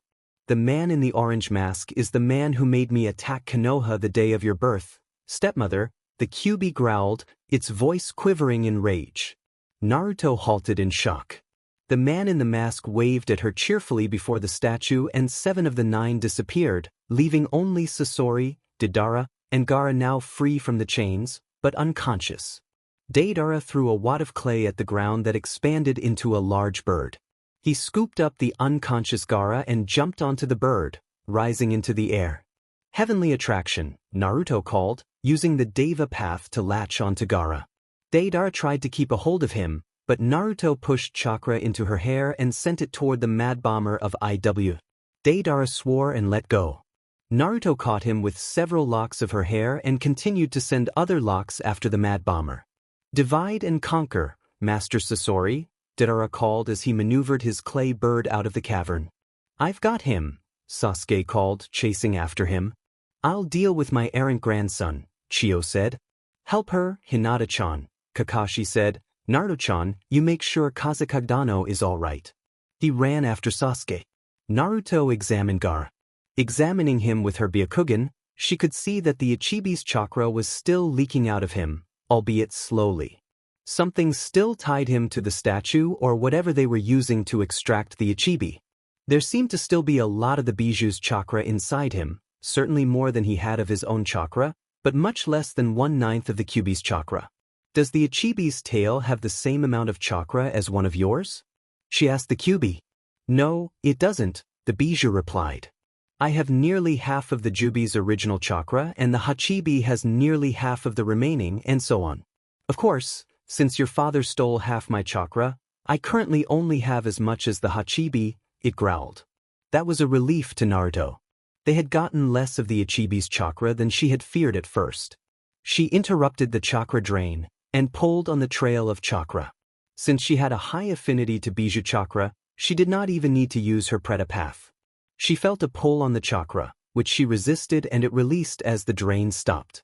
Gaara went into seizures as the pulling on his chakra system stopped and his chakra snapped back. His own chakra rushed in to fill the void left by the Ichibis. He was not in danger of chakra exhaustion, but chakra shock was a real danger. Chakra shock happened when a person lost a lot of chakra all at once. For the most part, lower-ranked shinobi did not get chakra shock because they would go into chakra exhaustion first. Strictly speaking, Gaara had not lost a lot of his own chakra, but his body thought it had. The removal process itself did not trigger it, because while he was connected to the statue, his body had thought it was still there. She synced her chakra to his and refilled his chakra reservoir until it reached equilibrium. This stopped the chakra shock he was experiencing from being potentially fatal, but he would still be out of commission for hours, if not a day or so. Luckily, she had been present to stop the chakra shock from being worse than it was. Once the Kazekage was out of danger, she caught up on the other fights. Hinata and Chiyo were doing better than Sasuke and Kakashi. Hinata had managed to destroy a particularly effective puppet that could control iron particles by using the Tenseigans chakra mode. She was currently holding off dozens of Sasori's puppets with her 8 trigrams 64 palms shield. Chiyo was backing her up with 2 realistically human puppets. Sasuke was trying to pin Deidara down with the heavenly attraction while harrying him with his animal path hawk summon, but the Mad Bomber had too much room to maneuver and too many bomb animals to successfully catch him. Sasuke was destroying his clay bomb animals with the Divine Will technique, but was running into issues with the cooldown. Kakashi was destroying those that got too close with a lightning technique, but had to resort to using his Mangekyo technique twice to protect themselves. The technique seemed to absorb the bombs, causing them to fade away. Naruto wanted to help Sasuke and Kakashi since they needed it, but she did not dare leave Gaara unprotected. She decided it was best to help take down Sasori quickly. She formed 4 shadow clones and sent them to help Hinata. Since the clones had their Rinne Sharingan active, she shared their senses and controlled them real-time. She and Sasuke had discovered that the number of shadow clones they could control this way without disorientation corresponded to 1 less than the number of Rinne Sharingan paths they had mastered, and that each clone and their original bodies could only use 1 path at a time with a several-second cooldown before they could switch the paths between the clones. She kept the Deva path for herself in case she needed the gravity manipulation to defend Gaara. She did not intend to use the abilities of the paths themselves. She had something special she had not shown anyone yet that she wanted to use. She had first conceived of the idea after she had first learned her father's second most famous technique, and once she had the chakra control to try it, she had practiced it in secret. Her 4 clone bodies spread out on either side of Hinata, who was beginning to look tired. She pushed chakra into each clone's hair and then manifested a Rasengan on the end of 6 locks of each clone's hair. She had originally wanted to use all 10 locks, but 6 was actually more effective unless she had to defend from the sky as well. She swung the Rasengan locks through Sasori's puppets, splintering them. The 4 Narutos plus Hinata made short work of the remaining puppets. A blow from a swinging Rasengan shattered Sasori's tail, and Hinata landed a chakra-enhanced palm strike to his chest that smashed him against the wall. A smaller figure leaped out of the ruins of his body. The new figure looked like a teenage boy. "He hasn't aged a day," murmured Chiyo. "What have you done to yourself, Sasori-chan?" "My art is eternal," Sasori proclaimed. "It only seemed right to make myself my greatest masterpiece." "He made himself into a puppet," Naruto exclaimed through her human path shadow clone. "Let me deal with him," Chiyo said. "He's my responsibility." "Very well," Hinata said. "We'll back you up, Chiyo-san." The old woman advanced her puppets against the man-turned puppet. Sasori had blades and other tricks built into his puppet body, but he found it hard to face off against 2 puppets wielded by someone of his grandmother's skill. A couple of times it looked like he might have been able to flank one of the puppets, but Hinata prevented it. Outside, Kakashi used his Mangekyo for the 3rd time. Naruto could tell that he was flagging. "I need to back up the others," she spoke through her animal path shadow clone. "I'll leave one of my special clones just in case." She left her human path with Hinata, and the animal, Preta, and Azura paths left the cave. By the time her clones reached her other teammates, Kakashi had used his Mangekyo absorption technique to deal with some bomb animals that were swooping in on them. The effort caused him to slump to the ground unconscious. Sasuke was scowling as he alternated between shooting fireballs at the bomber and crushing the bombs with divine will. Animal Path summoned her owl and giant crow to join Sasuke's hawk in harrying Dara, while Preta Path rushed to examine her sensei. Azura Path fired missiles at the bomber. She determined that Kakashi was suffering from chakra exhaustion and that his transplanted eye was still demanding more chakra. She synced her chakra to his and transferred chakra into him. She frowned as she examined the stressed Sharingan eye. If it were natural, she could fix it, but since it was a transplant, any enhanced healing of the eye might cause his body to reject it. Instead, she turned off the optic nerve that led to that eye. Any journeyman medic could turn it back on if she were not available. Another wave of flying bombs came at them as Dara yelled, "Art is a blast." Naruto had her 3 clones intercept the bombs with her Rasengan hair using all 10 locks each. "Really, Naruto-chan?" Sasuke grumbled. 30 Rasengan at once? From your hair. "I thought you'd be happy for the help, Imo-chan," she said with a smirk. "It's not that I'm not grateful, Overkill-chan," he responded. "It's that whenever I think I'm catching up to you, you pull some new, ridiculously overpowered technique that takes at least twice as much chakra as I use in a week." She laughed. "Don't feel bad, Imo-chan. You can still be a great shinobi, even if you can't be as awesome as me." He rolled his eyes and grunted. Inside the cavern, Hinata maneuvered behind Sasori and struck his puppet body, disrupting the flow of chakra from his core, which caused him to halt. Chiyo's puppets pinned him with blades that emerged from their hands. One of the strikes damaged the cylinder that was placed where his heart would be if he were still human. Naruto could see chakra leaking from the cylinder. Chiyo looked sadly at her grandson. "Don't feel sorry for me, Obasan," he said. "That puppet boy, the Kazekage's brother, did he live?" "Yes, he did," Naruto's human path said. "I cured him." "Good," Sasori said. "He was using some of my old puppets. That means that my art will endure. My only goal has been to advance my art." "What does Akatsuki want with the bijou?" Naruto asked. "Leader Sama keeps the ultimate goal a secret," Sasori said. "Who is this leader?" Naruto asked. "He calls himself Pain," the puppet man responded. "What an odd name," Hinata said. "You were close to your Hokage, weren't you, Kyubi girl?" Sasori asked. "I was," Naruto answered. "What of it?" "I have a meeting scheduled with my main spy in his killer's camp in 11 days at noon on the Tenchi Bridge." "Why would you tell us this?" Naruto demanded. "As a reward for defeating me and," he said, his voice diminishing. "And?" Naruto prompted. "I hate Orochimaru more than you," he said. His voice trailed off into nothing as he expired. Chiyo's puppets released him and let him slump to the ground.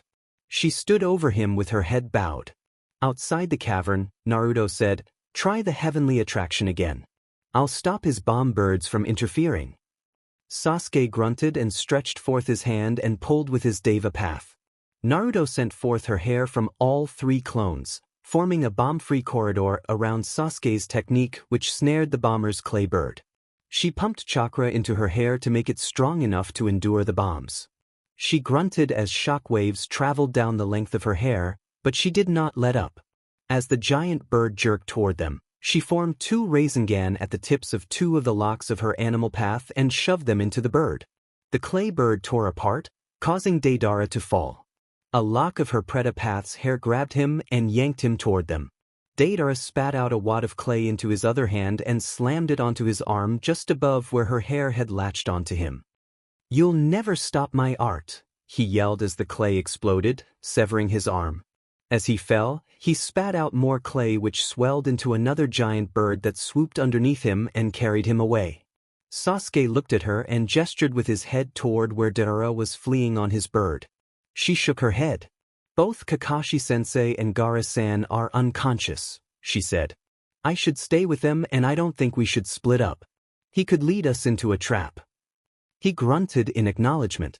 "Pick up Kakashi-sensei and bring him inside until we're ready to go," she commanded. Sasuke raised an eyebrow. "I'd do it myself," Naruto said, "but I'm too short to carry him easily." Sasuke snorted as he picked up their sensei. Naruto watched as Chiyo ended her silent vigil over her grandson's body. She pulled out a storage scroll and sealed any of the salvageable puppets into it, including the one Sasori had used as his own body. Naruto had sent her human path shadow clone outside, in case any other Akatsuki showed up. Hinata had joined her actual body at Gaara's location while they waited for Chiyo to finish. When Chiyo finished and approached them, she reached down to lay her hand on Gaara's chest. Naruto grabbed her hand to stop her. "What are you planning to do to my patient?" she asked. "Your patient?" Chiyo said with a snort. "Not yet, he isn't, girl."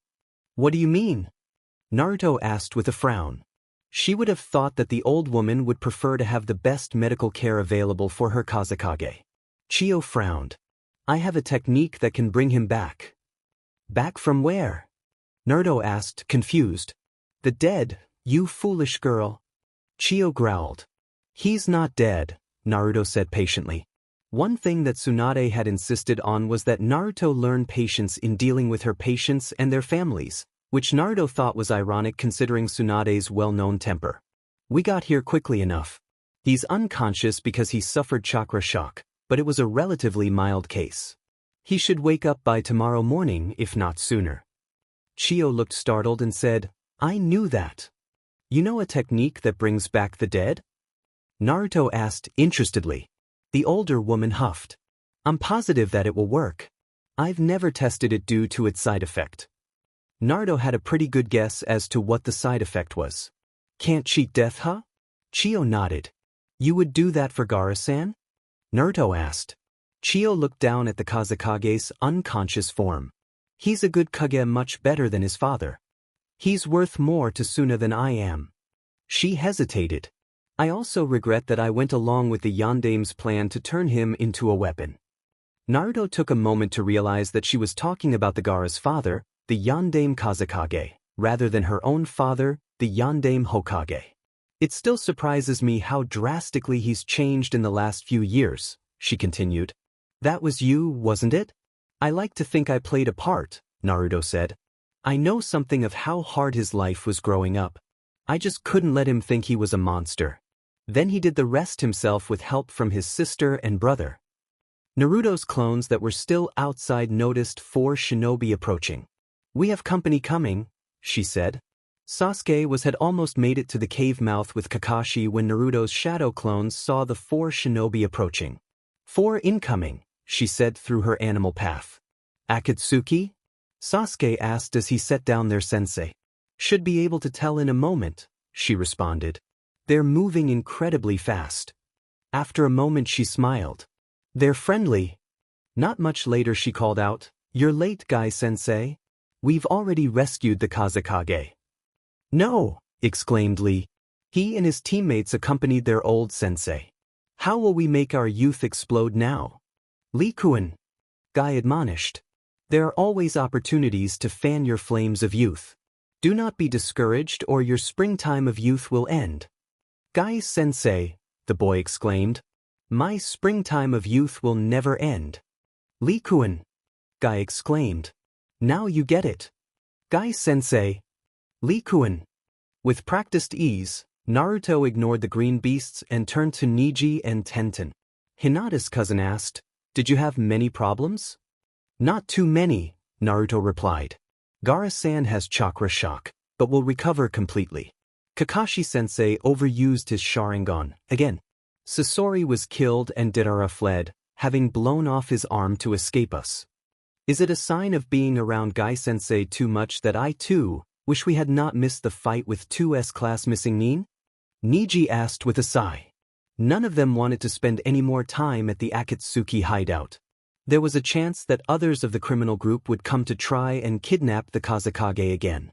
While they thought they could stand up to 2 or 3 Akatsuki, if the whole group came they would be hard-pressed, and that was if the whole group had capabilities similar to those that they knew of. The fact that one of them had the Rinnegan was troubling. It was too far from Suna for them to make it back there without traveling through the night, so they decided to camp for the night, especially since Gaara and Kakashi were still unconscious. As she was getting ready to sleep, the QB said, Join me in the seal, stepmother. There is something I must discuss with you. Okay, QB-san. She replied. When she lay down for the night, instead of going to sleep, she concentrated on her seal and the QB. She found herself on the seal's representation of the moon looking up at the earth hanging in the sky. She turned around until she found the gate that marked the opening in the QB's cage and began to walk toward it. Hello, stepmother, boomed the deep voice of the QB. QB-san, she replied politely. Can you tell me anything more about the man who attacked the day I was born? No, it replied stiffly. I recognized the gaze of the match to your old teacher's implanted eye, but could tell little because he was a projection. The chakra monster paused before continuing grimly. I did recognize the statue that Akatsuki were trying to bind the Ichibi into from talks with my father. Oh, what is it? She asked. The body of the Jubi, it spat out. What? She exclaimed. When father created us out of what your predecessor became, it left behind a physical body. Father sealed it into the moon. How did Akatsuki get it out of the moon and what are they trying to do with it? She asked, troubled. The man with father's eyes must have summoned it, the QB said. The Rinnegan? Naruto asked. Do you know how it differs from my third eye? It's similar in that father had the same abilities that your paths have, but father never developed the Sharingan's copy abilities, it replied. Your third eye is the same as Kaguya's, but I don't think she ever showed her complete abilities. For instance, she never showed the copy abilities either, but she hardly needed to, since all chakra originated with her. You mean she knew all ninjutsu techniques? Naruto asked, surprised. The Kyuubi shook its head. Ninjutsu were developed after she became the Jubi and was sealed. She used raw chakra manipulation at a much more basic level than ninjutsu because chakra just did what she wanted it to. She mainly used her third eye for making what would later be known as genjutsu, including the one that she reflected off the moon to cast on everyone. Naruto shuddered. She could use her third eye to cast genjutsu, but it was not her preferred method of fighting. She remembered how awful she had been at dispelling them before her dojutsu manifested. Mizuki had put her under some awful ones in the academy under the pretense of training her. The helplessness she had felt then probably still colored her perception of them. Now she could break them easily even without her dojutsu due to her now incredible chakra control and the fact that she could absorb foreign chakra inside of her relatively easily, but the distaste for them still lingered. So what does them having the body of the Jubi mean? She asked. They were trying to put the Ichibi into it, the Kyuubi growled. Whether they intend it or not, they are going to reform the Jubi once they put enough chakra from each of us into it. Wait! Naruto exclaimed. They don't need all of your chakra? The fact that we saved Gaara-san doesn't stop them. Our minds developed after father split us from the Jubi, it growled. It doesn't need them. In fact, getting subsumed into the Jubi is probably the only way one of us can really die. How would that work anyway? She asked. Can they form the Jubi without me? You aren't Kaguya reborn, stepmother, the Kyuubi said. You've inherited her chakra as her heir, but it would still be possible to revive her, even with you still here. What? She exclaimed. Father could revive people in certain circumstances, it stated. And as much as I would like to, you also can't forget that Snake Orochimaru and what he did to your former Hokages. Naruto shuddered. He couldn't do that to the Jubi if he got a hold of the statue, could he? The Kyuubi snorted. No. Be thankful that the Jubi's body isn't real flesh and blood. That doesn't mean that there aren't other methods.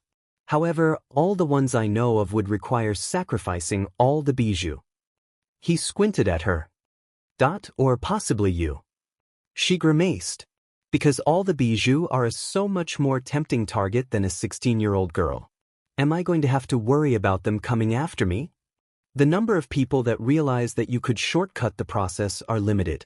That two-colored fool that you absorbed to come into your inheritance may have been one, but the only others would be my siblings and they would hardly want the return of Kaguya or the Jubi. You also have to realize that a Jubi summoned by sacrificing only you would be limited in its power without collecting the rest of its chakra from the other bijou and that they are already after you as my container, stepmother. Naruto chuckled ruefully. I forgot in the excitement. The real question is why anyone would want to recreate the Jubi. The Kyuubi laughed evilly. Power, stepmother. Power. Someone wants to make themselves the ultimate Jinchuriki. Naruto grimaced. She, herself, would have given up being a Jinchuriki if she could have when she first found out about being one. Now she was used to the Kyuubi and knew that she would miss it, gruff nature and all, if it were released. While its power had been useful, occasionally, when she was a new genin due to the scrapes she had found herself in, she would miss her companion more than its power now. Thinking about what Jinchuriki had historically done and been used for, she did not want to think about what one with the power of the Jubi would do. Thinking about what someone willing to use the methods and people that Akatsuki did with the power of the Jubi was enough to make her never want to sleep again. We'll just have to stop them, won't we, Kyuubi? She said more confidently than she felt. In some ways, she missed the ignorance she had had before becoming Tsunade's apprentice. It was harder to dismiss your problems when you knew the statistics behind them. Still, it was no use worrying about it. Her grin became more real. Somehow she would find a way. She always did. Kurama, it said. Huh. My name is Kurama, stepmother, it clarified. She moved her fist through the bars. Call me Naruto, Kurama. Having a friend who shares my mind with me calling me stepmother is weird, even if I were the right age for it. Okay, Naruto, Kurama said with an amused tone in his voice. He reached forward and bumped her fist with his paw. I'll save that for special occasions. Kakashi woke up the next morning not long after everyone else did. How long was I out? He asked. Just overnight, Naruto answered. Him while scanning him with her chakra. What's the prognosis, doc? He asked. About 2 days for your normal body to be back to normal, she responded.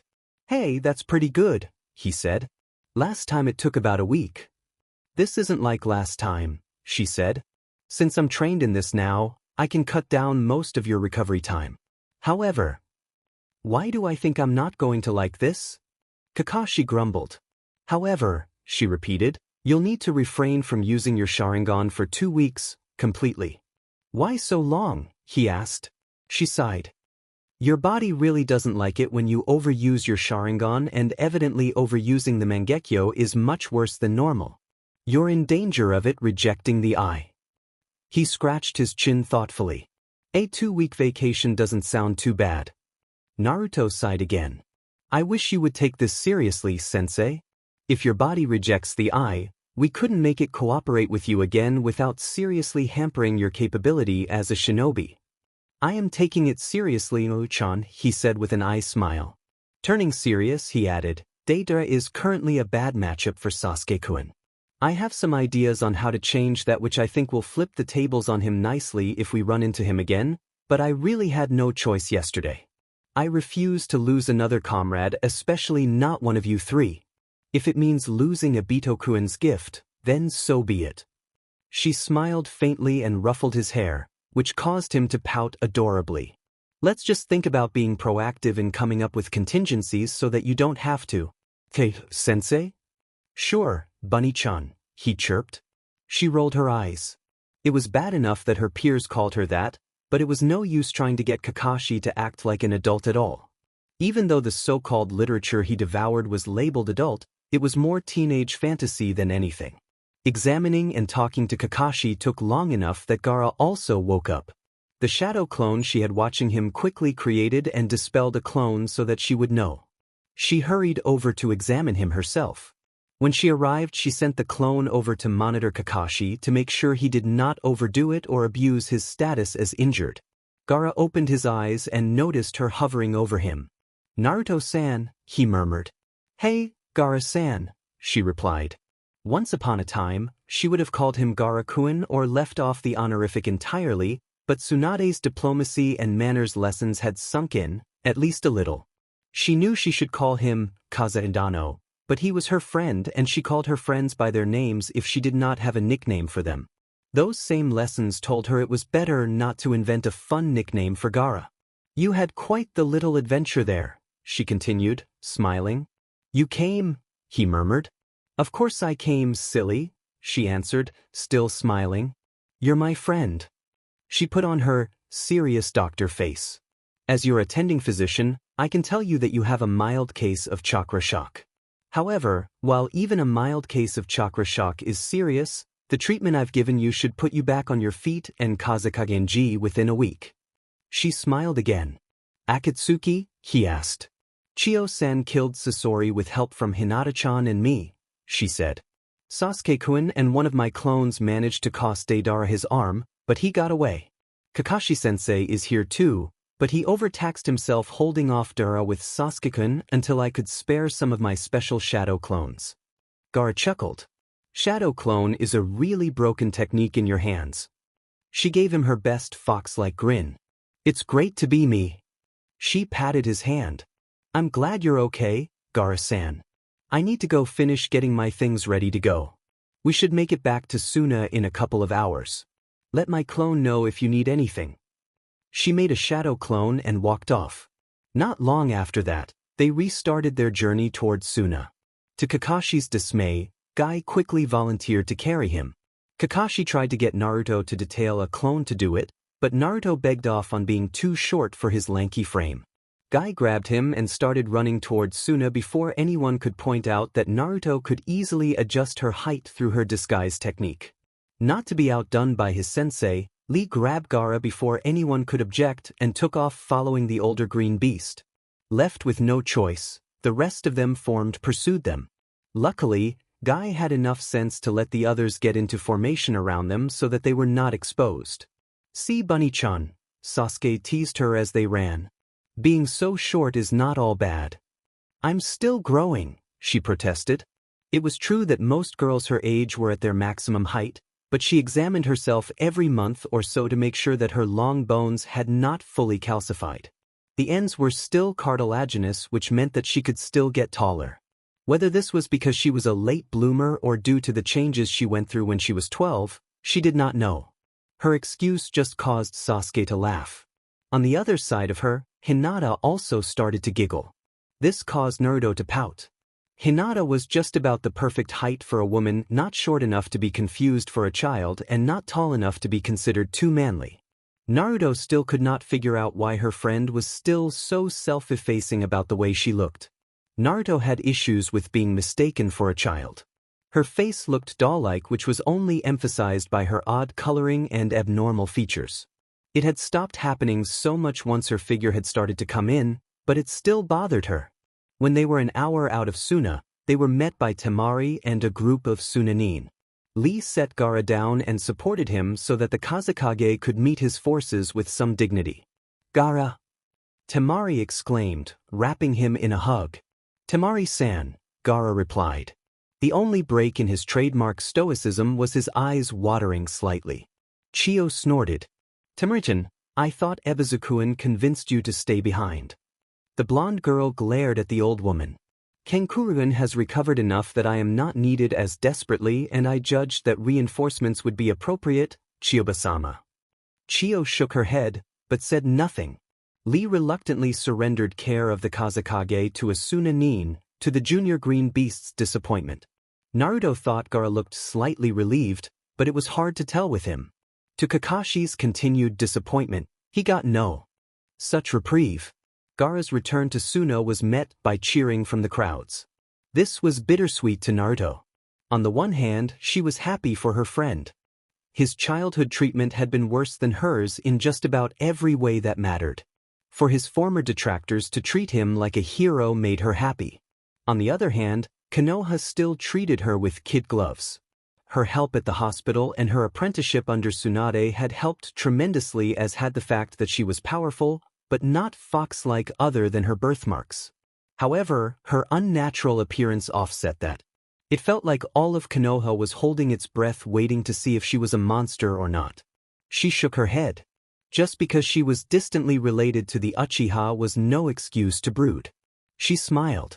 She was going to be happy for her friend. They stayed in Suna for 2 days. This allowed Kakashi enough time to recover. It also allowed Naruto to monitor Gaara's recovery. The Suna medic Nin were grumpy at first about an outsider treating their Kage. When she did not lord her skill and power over them, they warmed up to her. She spent a lot of time talking to Gaara. While she considered him her friend, she realized that they had not had a lot of actual time together. She found him to be serious and intelligent. These were things that anyone who spent more than a few minutes with him noticed. Underneath his surface of steel, she was pleased to find that he was considerate and gentle. This was a far cry from her first impression of him during the Chunin exams 3 years previous.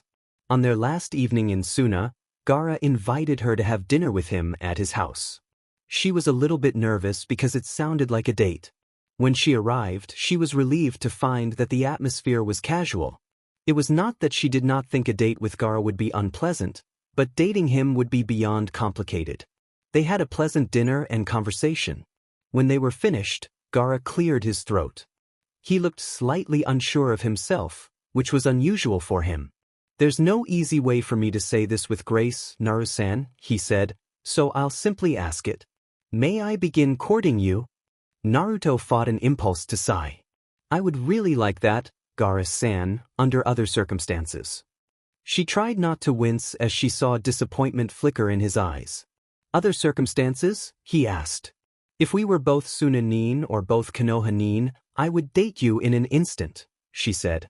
However, I don't think a long-distance relationship would work for me, and if our relationship progressed, what would we do? Konoha would never let me switch allegiance to Suna, and the same is true of you leaving Suna to go to Konoha. Surely some deal could be worked out, Gaara said. She grinned.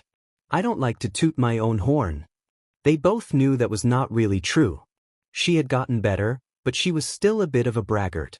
But Suna can't afford me. Not only am I the apprentice of the Hokage and the Kyuubi Jinchuriki, but I also have at least 3 bloodline abilities, 2 of which Konoha guards jealously. I could resign as Kazekage. Gaara offered. She shook her head. I couldn't let you do that for me, Gaara-san. She noticed his stubborn look. Gaara, she said, leaving off the honorific for emphasis. I think we could be great together, but I don't know for sure. I don't want you to sacrifice your dreams for me only to find out later we work best as just friends. Besides, who would take your place as Kazekage? The unspoken truth was that if Suna had anyone else who could be Kazekage, Gaara would never have been elected. He had worked hard to overcome his previous reputation as a bloodthirsty monster, but it had still been there when he had been elected. Plus, there was the fact that he was only been 14 when elected. No matter his power and potential, a 14-year-old only becomes Kage if there is no other choice. You're right, of course, Gaara said with a sigh. I knew it even before I asked. He looked at her and cleared his throat again. You've made a big impression on me, Naruto. She noted that he too had dropped the honorific. She laughed cheerfully. Of course I have.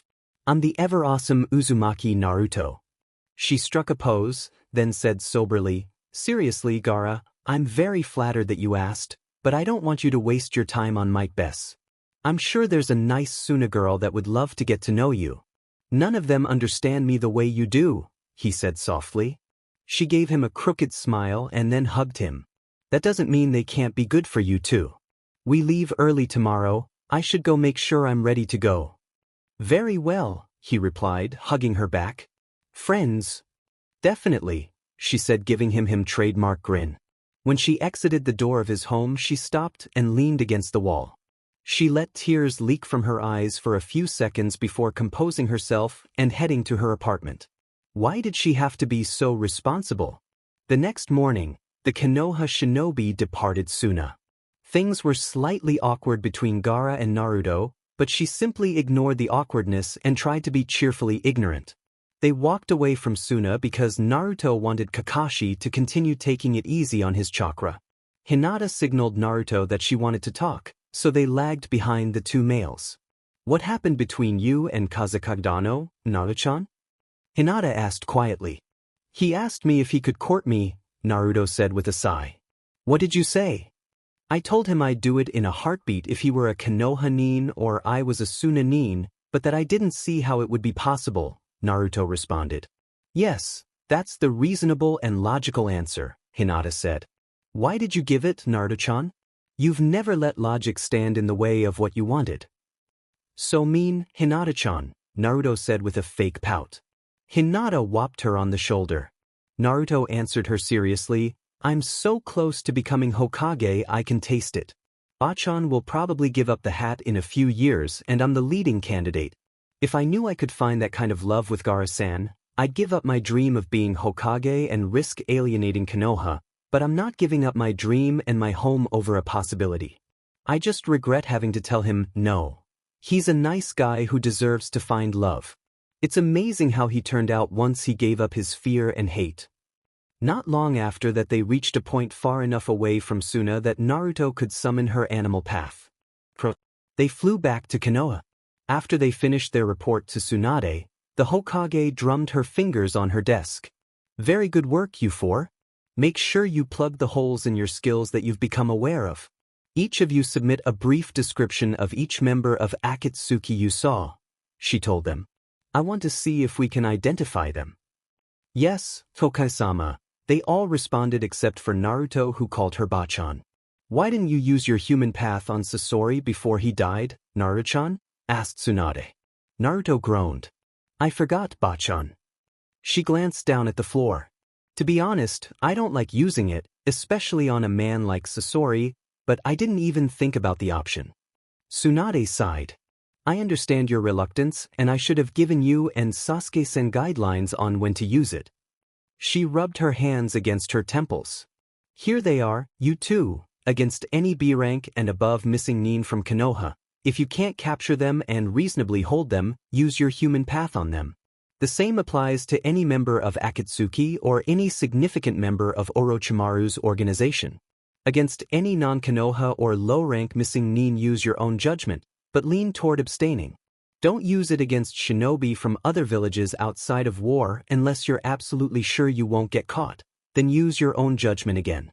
We don't want you to get a reputation for overtly stealing other villages' secrets.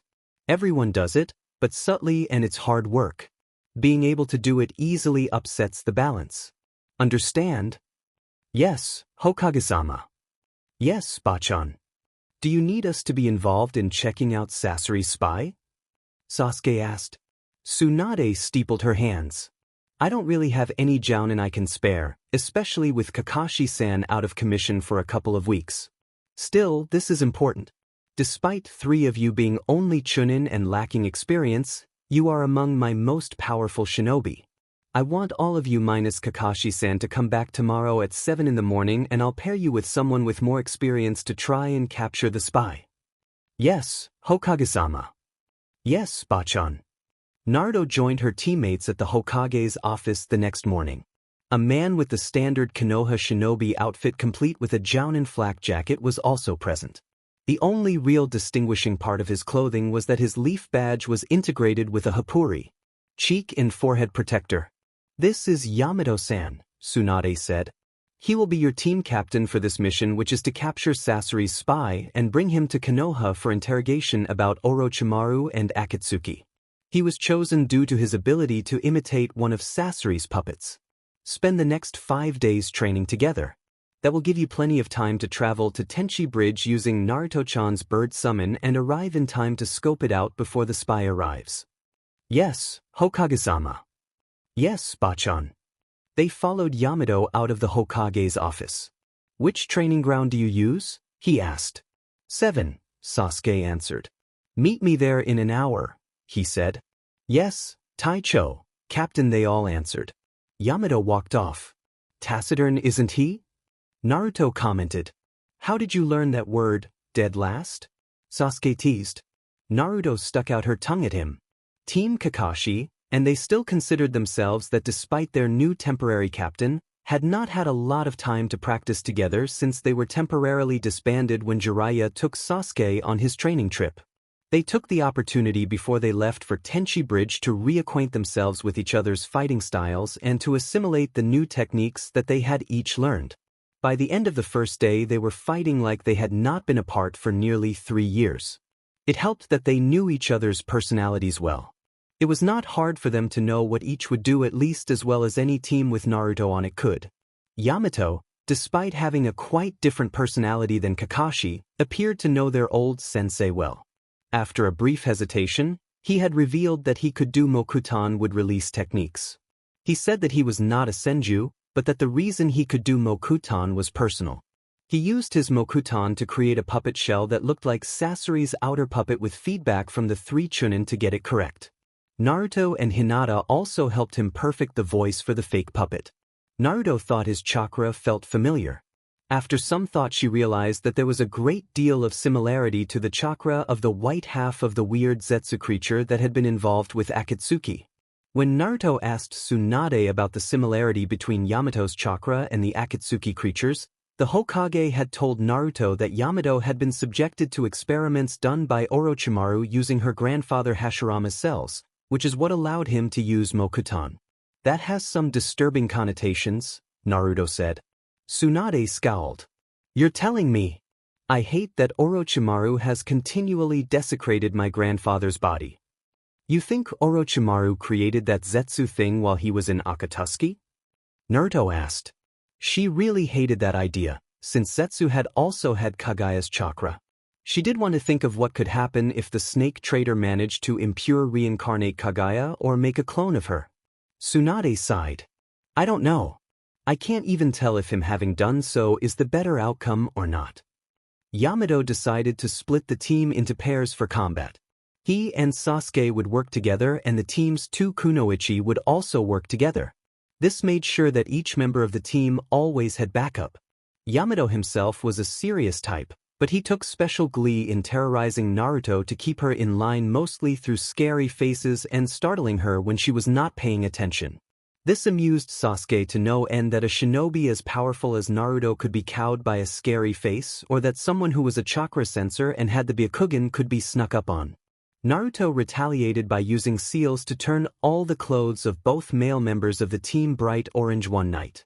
To Naruto's irritation, Sasuke used his Sharingan to find the seals and then deactivated them by using his Preta path before appearing in public. Hinata had to intervene to get Naruto to remove the seals from Yamato's clothes. Naruto debated whether she should try and develop Mokutan techniques, but decided she had too many techniques she had mastered or was mastering to add another style to her repertoire, at least for now. She thought it might be possible due to all of the white Zetsu's chakra she had absorbed and the fact that she was heir to the mother of chakra. Kurama mentioned that her mother had formed chains from her chakra that had the same chakra-suppressing effect that the Mokutan had. Instead of trying to learn Mokutan, Naruto worked on adding chakra suppression to her hair technique. She figured out how to do it during their last training day. Team Kakashi arrived at the Tenchi Bridge a day early. Naruto and Hinata both went over the bridge and its environs with a fine-toothed comb, but did not find any traps. As the time for the meeting approached, Yamato created the puppet shell and did some last-minute voice practicing. The four of them were staking out the bridge from under cover of trees on the side of the ravine. Naruto was monitoring the other side of the ravine with her Byakugan. "Someone's coming," said Naruto. "It's Kabuto. Be careful, Yamato Taicho. He's arrogant, but very hard to injure permanently. He's got a very effective regeneration technique." "I will," said Yamato. He climbed inside his altered wood clone and it walked out onto the bridge. He reached the center moments after the spy. Naruto and Hinata watched the exchange through their Byakugan so that they could read their lips. Sasuke grumbled about not being able to see through Yamato. "I felt your sleeper technique go active 2 weeks ago, Sasori-sama, and so here I am," Kabuto said. Yamato made the puppet shell nod. "What are Orochimaru's plans and where is his location?" he asked. Naruto gasped as a large chakra signature rocketed toward the bridge. "Incoming," she said. "It's Orochimaru." The snake summoner landed on the bridge behind Kabuto. The spy backed up in order to stand beside Yamato disguised as Sasori. "Did you really think that I would let a spy get this close to me without having him watched, Sasori?" Orochimaru asked. "Be ready to intervene," Naruto said. "Hinata-chan and I will take Kabuto while Sasuke helps Yamato Taicho with Orochimaru. We'll hurry as quickly as we can so that we can all focus on the snake." She was best suited to take down the rogue Mednin, and Yamato had told them not to take on anyone A-ranked or above on without backup unless they absolutely had to. Sasuke grunted in acknowledgement while Hinata murmured her agreement. Kabuto formed chakra scalpels, but his stance was wrong to attack Orochimaru. "Go!" shouted Naruto. She activated her third eye and body flickered to directly behind Kabuto. The traitor felt her coming and leaped into the air before she could slam a Rasengan into his back. She pushed chakra into her hair and sent it after him. Kabuto body flickered off the bridge where he was intercepted by Hinata. The Hyuga heiress used chakra-coated palms to deflect his chakra scalpels. The 8 trigram symbol appeared beneath Hinata as she launched into the 64 palms. Kabuto managed to dodge or deflect the initial strikes, but succumbed before she was finished. Naruto flickered next to them. She could already see Kabuto's incredible regeneration opening his closed tenketsu. Naruto wrapped him in her hair and suppressed his chakra. "We'll never be able to hold him without me continually suppressing his chakra," she said with a sigh, "and it will take all of us to handle the snake." "Do it," Hinata said. Naruto grimaced and activated her human path and yanked out Kabuto's soul. His scream filled her ears as memories surged into her head. She bundled all the memories together and sent them to Kurama to hold and sort through. "Torch him," Naruto commanded as she withdrew her hair from the traitor's dead body. Hinata formed the seals for the standard body cremation technique and Kabuto's body burned to ash.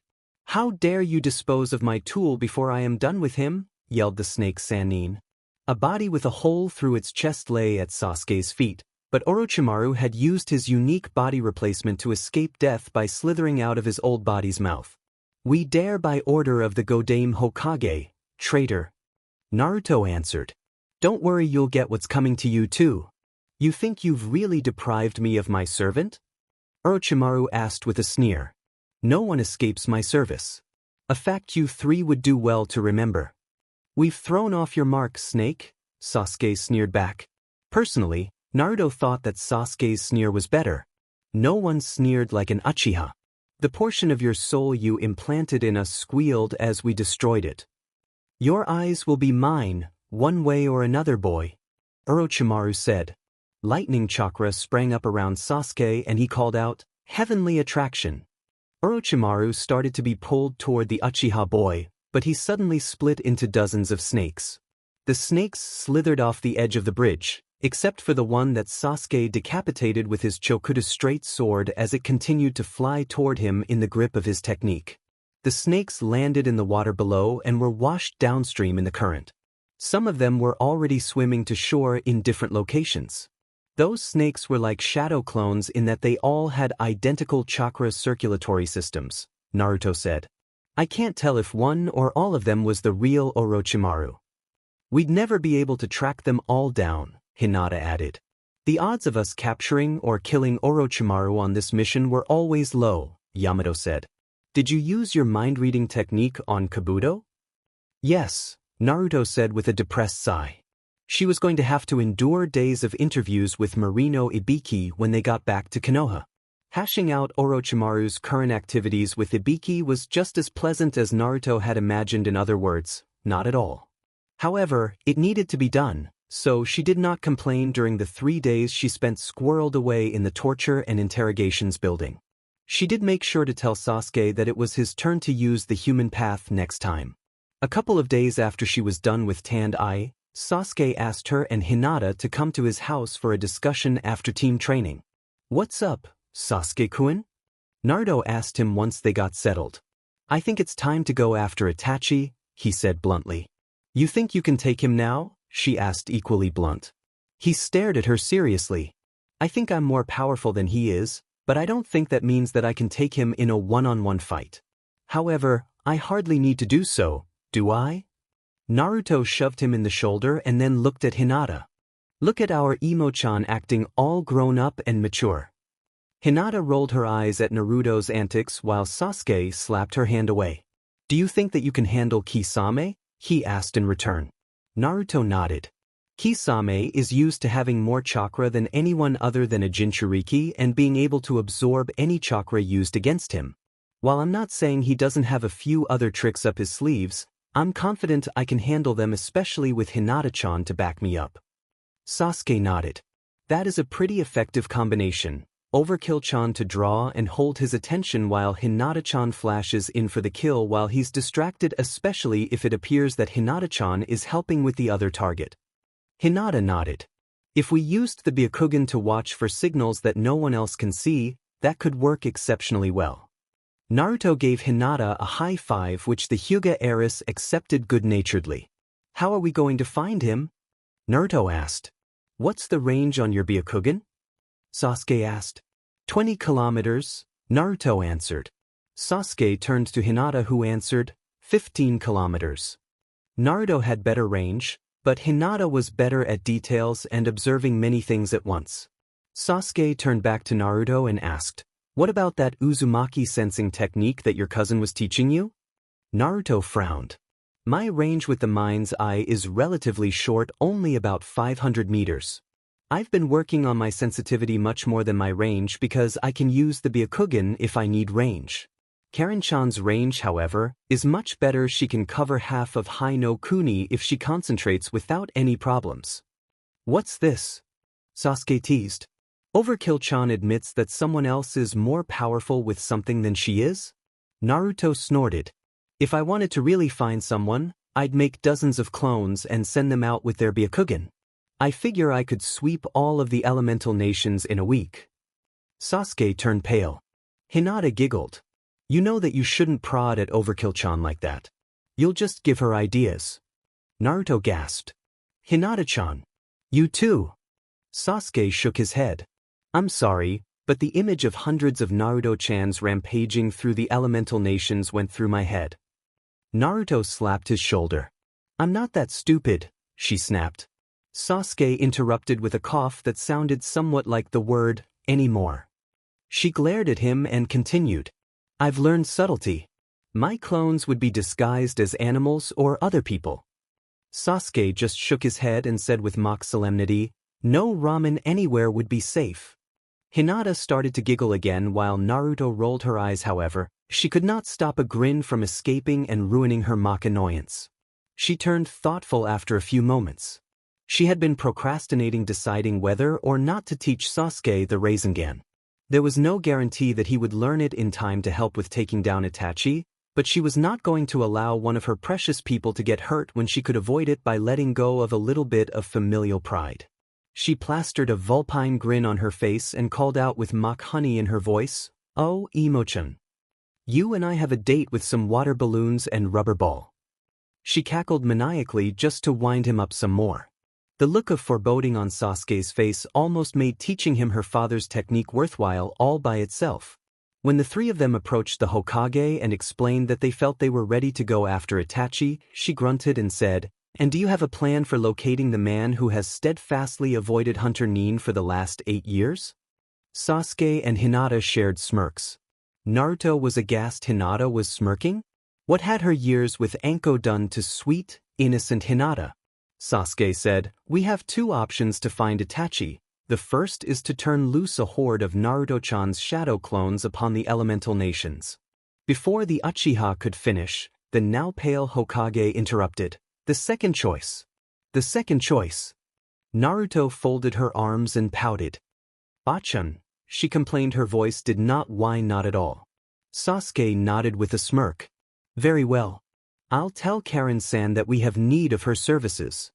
Teasing my apprentice aside, the Hokage said, do you really think that Karen-chan is ready for a combat mission of this magnitude? We don't expect her to see combat, Bachan, Naruto said. Once she gets us to within 10 kilometers, Hinata-chan or I can track down Itachi. With her sensor skills, no one is going to be able to sneak up on her. Tsunade arched an eyebrow at her. Naruto rolled her eyes. While I think you guys are overreacting to me using clones to find him, I have learned subtlety. After all, using Karen-chan is not a bad idea. Depending on where he's hiding, she could be faster. There's still that matter of selecting a jounin to accompany you, the Hokage said. Even if you wait the remainder of his recovery time, I can't afford to send Kakashi-san with you. The 3 Chunin looked at each other. I thought he was assigned to anti-Akatsuki efforts with us, Hinata said. Tsunade sighed. Certain elements within Konoha are claiming that there is no evidence that Akatsuki is planning to move against Konoha or Hai no Kuni and are agitating for Kakashi to be reassigned. These elements have the political influence to cause problems for me if I ignore them. Naruto's jaw dropped. They just tried to kidnap the Kaguya of our staunchest ally. The Hokage snorted. And you bloodied them quite thoroughly. These elements claim that Akatsuki would be foolish to attack us now. Naruto palmed her forehead. Idiots, she ground out. Tsunade cackled. Still want to be Hokage, brat? Since these elements are typically advocate for a more hawkish stance, their attitude is lulling the neutrals into thinking we're fine. Danzu and his games. Naruto growled. You expected anything different from him? The Hokage asked. Now, I can assign you another jounin, but probably not one of Yamato-san's skill level, much less Kakashi-san's. The 3 Chunin looked at each other again before Naruto spoke. We could probably work with Yamato Taicho again, but anyone of lesser skill would just slow us down, Sasuke interjected bluntly. Tsunade arched an eyebrow. You said we were jounin level skill-wise, Bachan, Naruto stated. Hinata nodded in agreement. The Hokage steepled her hands and said, that is true. She stared at the 3 of them. You 3 have been attracting some very positive attention with the rescue of the Kazekage and the death of Sasori and Kabuto. I could make one of you a jounin without messing up our plans. Hinata and Sasuke shared a look before shoving Naruto forward. Really, guys? She asked them. Are you sure? Hinata smiled and nodded. Sasuke shrugged and then smirked. You're the one that wants the hat. Personally, I don't see why you want to be Hokage. Too much talking to people instead of setting them on fire. He shuddered theatrically. The Hokage cleared her throat. Yours would be the easiest promotion to sell, brat. You're easily our most powerful shinobi since my grandfather, the Shodai. Your work at the hospital shows leadership, and your recent defeat of several A and S-rank shinobi shows you also have a high level of combat skill. Naruto blushed. Well, I'm certainly not going to turn down a promotion. Unlike promotion to Chunin, promotion to Special Jounin and Jounin were done by the Hokage rather than a committee. There also was not a formal test, although there was often an unofficial one. Usually, a person was nominated by their department head, although strictly speaking, Tsunade was the equivalent of Naruto's department head since she reported directly to her for the hospital and her apprenticeship. Does this mean that my apprenticeship is over, Bashirsho? She asked. Tsunade smiled. Your official apprenticeship is over, brat, she said, but don't think this means I don't have anything else to teach you. Naruto ran and hugged her. Of course not. You'll always be Bashirsho to me. The Hokage grunted and pushed her away. She threw a paperweight at Naruto as she danced away. Naruto knew her teacher's habits and dodged it easily. Don't call me that, Tsunade grumbled by rote. Karen was happy to help them track down Itachi.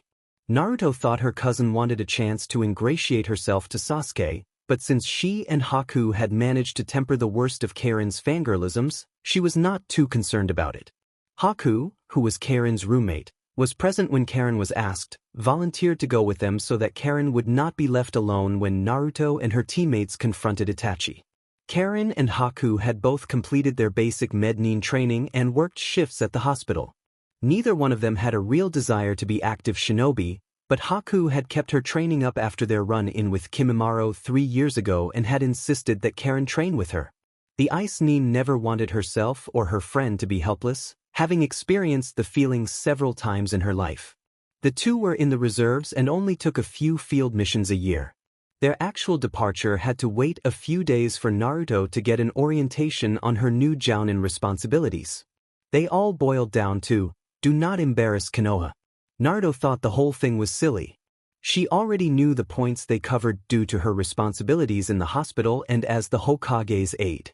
However, she put up with it without comment since only experienced and established Jounin like Kakashi were allowed to be immature. Unfortunately, Sasuke had stalled out in his progress at learning the Rasengan. Naruto gave him more hints than Jiraiya had given her, but learning to shape chakra was difficult and he was still working on the second stage. Sasuke, while appreciative of her efforts, was not willing to wait, so they departed the day after Naruto finished her orientation. The 5 of them left Konoha and spiraled out from there. Naruto sent out clones to scout as was her practice. While technically they did not need to with Karen with them, Naruto thought it best not to get lazy. Besides, this left Karen free to concentrate on their target. After 3 days, they had looped around Konoha several times and were approaching the border with Kawa no Kuni from the northeast when Karen called for a halt. Found him? Karen exclaimed. How sure are you? Sasuke asked. Almost positive, she responded. Assuming there aren't any other Uchiha survivors. This guy's chakra is quite similar to yours, Sasuke-kun. The answer made Sasuke frown, but he remained silent. Is he alone? Naruto asked. Karen nodded firmly. Now that I've pinpointed him, I can focus in on the area he's in. There's no other person within several kilometers of him. The entire group frowned at that. Hinata voiced the thought that was going through all their minds. What happened to Kisame? Karen shrugged and said, I don't know his chakra signature, so I can't find him with any certainty. All I know is that he's not with Itachi. Naruto and her teammates left Karen with Haku and proceeded according to the redhead's instructions. A half-hour later, Naruto saw their target sitting next to a tree with his eyes closed as if he were meditating. I see him, she said. Still no Kisame. They adjusted their course slightly according to Naruto's gestures and continued on. When they were just outside of what Naruto and Hinata thought was Itachi's range, they paused for a moment to rest and confirm their strategies. You ready for this, Sasuke-kun? Naruto asked after they had gone over everything. Sasuke grunted in the affirmative. I want answers more than anything. There are too many inconsistencies surrounding what supposedly happened back then and later on. Naruto grinned at him. You're much better to be around now that you've moved past the mindless need for revenge. I still want justice for my clan, but it doesn't consume me like it used to. They advanced on the missing Nin with Sasuke leading him and the girls flanking him, half a step behind him. All three of them engaged the highest level of their Jujutsu in order to protect themselves from Itachi's Genjutsu. Sasuke stopped at comfortable distance for a mid-range technique. Naruto had noticed something odd about her teammate's traitorous brother. He had a large amount of chakra cycling through his body continuously. Her medical experience told her that he had been doing it for several days and that it was having a deleterious effect on him. Foolishly blind older brother, Sasuke said in greeting. Itachi's head moved in their direction. There was a visible film over the spinning, red Sharingan. Had his blindness gotten that bad? Have you come to donate your eyes to me, little brother? Itachi asked calmly in return. Hardly, Sasuke retorted. I've come for answers. I've already told you all the answers you need, Itachi replied. Do you need me to show you again what happened that night? Sasuke ignored him and asked, Why did you do it? Itachi ignored him in turn and said, You realize that I'm going to incapacitate all of you and then make you watch as I torture your friends to death. Their deaths will be your fault for bringing them here. Once you realize this, you will know true power, only to lose it when I take your eyes to replace my own. You're lying, Hinata snapped. The Hyuga heir was a master of using the Byakugan to monitor vital signs and determine if someone was being truthful. Hinata had taught Naruto how to do it also, but she was not nearly good enough to catch someone like Itachi in a falsehood. You can barely fight in your condition, Naruto added. There's no way you can beat Sasuke, much less all three of us. She could see his heart beat faster. You don't expect to survive, she added uncertainly. You want Sasuke to kill you. You're trying to get me to redeem the Uchiha. Sasuke exclaimed. Why? Itachi stared at his younger brother for a full minute before finally saying, It's better if you don't know. Naruto snorted in a very unladylike manner. Take it from somebody kept in the dark, for her own benefit. It's better to know than to be left to make up your own answers. Itachi hesitated again. He stopped circulating his chakra before answering, I did it for you, Sasuke. Father was on the verge of trying to overthrow the third. It would have surely caused a civil war in Konoha, which would have brought the other villages down on us, brought down the fourth shinobi world war upon us. You deserved more than to grow up like that. You were trying to preserve my childhood? Sasuke asked incredulously. That's the stupidest thing I've ever heard. There's no way Jishin would have had you do it, Naruto said. The third could be ruthless when it was required, Itachi commented. To his enemies, Naruto said with her eyes narrowed, but not to you. You're protecting someone, Hinata commented. Why? Itachi remained stoically silent. Not the one that had you do it, the Hyuga mused. You're protecting Sasuke. The question is from whom? Danzu, Naruto said with a growl. Itachi's nearly imperceptible flinch confirmed it. He's the only one insane enough and influential enough to have ordered it. Do you know why he did it? Itachi remained silent for a while before evidently deciding that trying to convince them otherwise was useless. Danzu really only has one solution for problems, eliminating them. The older Uchiha slumped back against the tree. Naruto frowned and noticed the symptoms for chakra shock now that he was no longer maintaining his chakra flow. She rushed forward. What is it? Sasuke asked worriedly. Chakra shock, she replied. It seems he's determined to die today. It's better this way, Itachi stated. Huh, Naruto ejected. No way are you dying in front of me. Fatal, untreatable illness, Itachi murmured. Held it at bay for Sasuke-chan. Maybe untreatable for someone who's not Tsunade's apprentice, she responded as she got to work. It took some doing, but Naruto was able to stabilize Itachi. His chakra shock had and still did make things much more complicated than they should be. She would not be able to really start on a real treatment for the underlying illness until she had some time. She reached into one of her pockets and pulled out a special patient stasis seal scroll and sealed Sasuke's brother into it. She slipped the scroll into another pocket. That bad, huh? Sasuke asked. She sighed. He's in the terminal stages of a fatal disease and he has chakra shock on top of that from overextending his chakra to keep his body going. I can't even begin to treat the underlying cause until he's past the chakra shock. I need time to really help him and this isn't the place to do it. To be honest, I didn't even take the time to really examine what's causing his body to shut down. How do you know he's stable then? Sasuke asked tenuously. I've managed to implement a temporary solution to his symptoms, she responded. In combination with the stasis seal, he'll last until Bachan, Shizunichin, or I can look at him more thoroughly. Are we done here then? Asked Hinata. Both Sasuke and Naruto agreed and they set off at a jog to return to Haku and Karen. 10 minutes into their return trip, Naruto felt one of her clone scouts pop. Her new memories told her why. Karen-chan and Haku-chan are coming toward us at high speed, she told her teammates. Should we wait for them to arrive or speed up to meet them sooner? Sasuke asked. Speed up, Naruto indicated.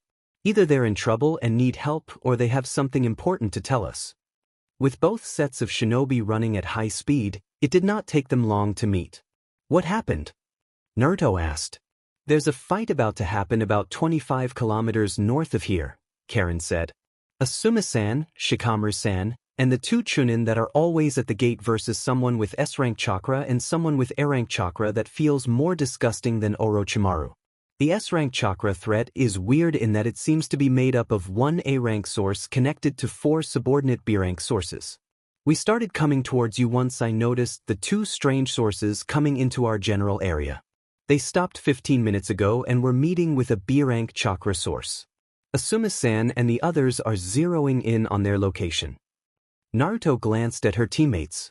The last she knew of Asuma was that he had been sent to check out an attack on the Fire Temple, but she could not discuss the Hokage's mission assignments, especially not in the earshot of 2 reservists.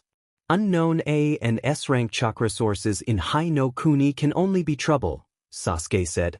It's unlikely that another village would send their high-ranking shinobi into Hai no Kuni without notifying Konoha, Hinata added. Naruto agreed, especially if this were related to the attack on the Fire Temple. No other village would dare attack the temple, seeing as that would be a declaration of war over something with little strategic value. Which leaves Akatsuki, Naruto said out loud. I don't see Orochimaru directly employing any other S-rank shinobi. He'd be too worried about being supplanted. While chakra strength doesn't correlate directly to skill, she continued. We can't leave Asuma-san to fight an S and A-rank pair with only 3 Chunin as backups. While Shikamaru could punch above his weight class due to his intelligence, she didn't want to rely on that to save them.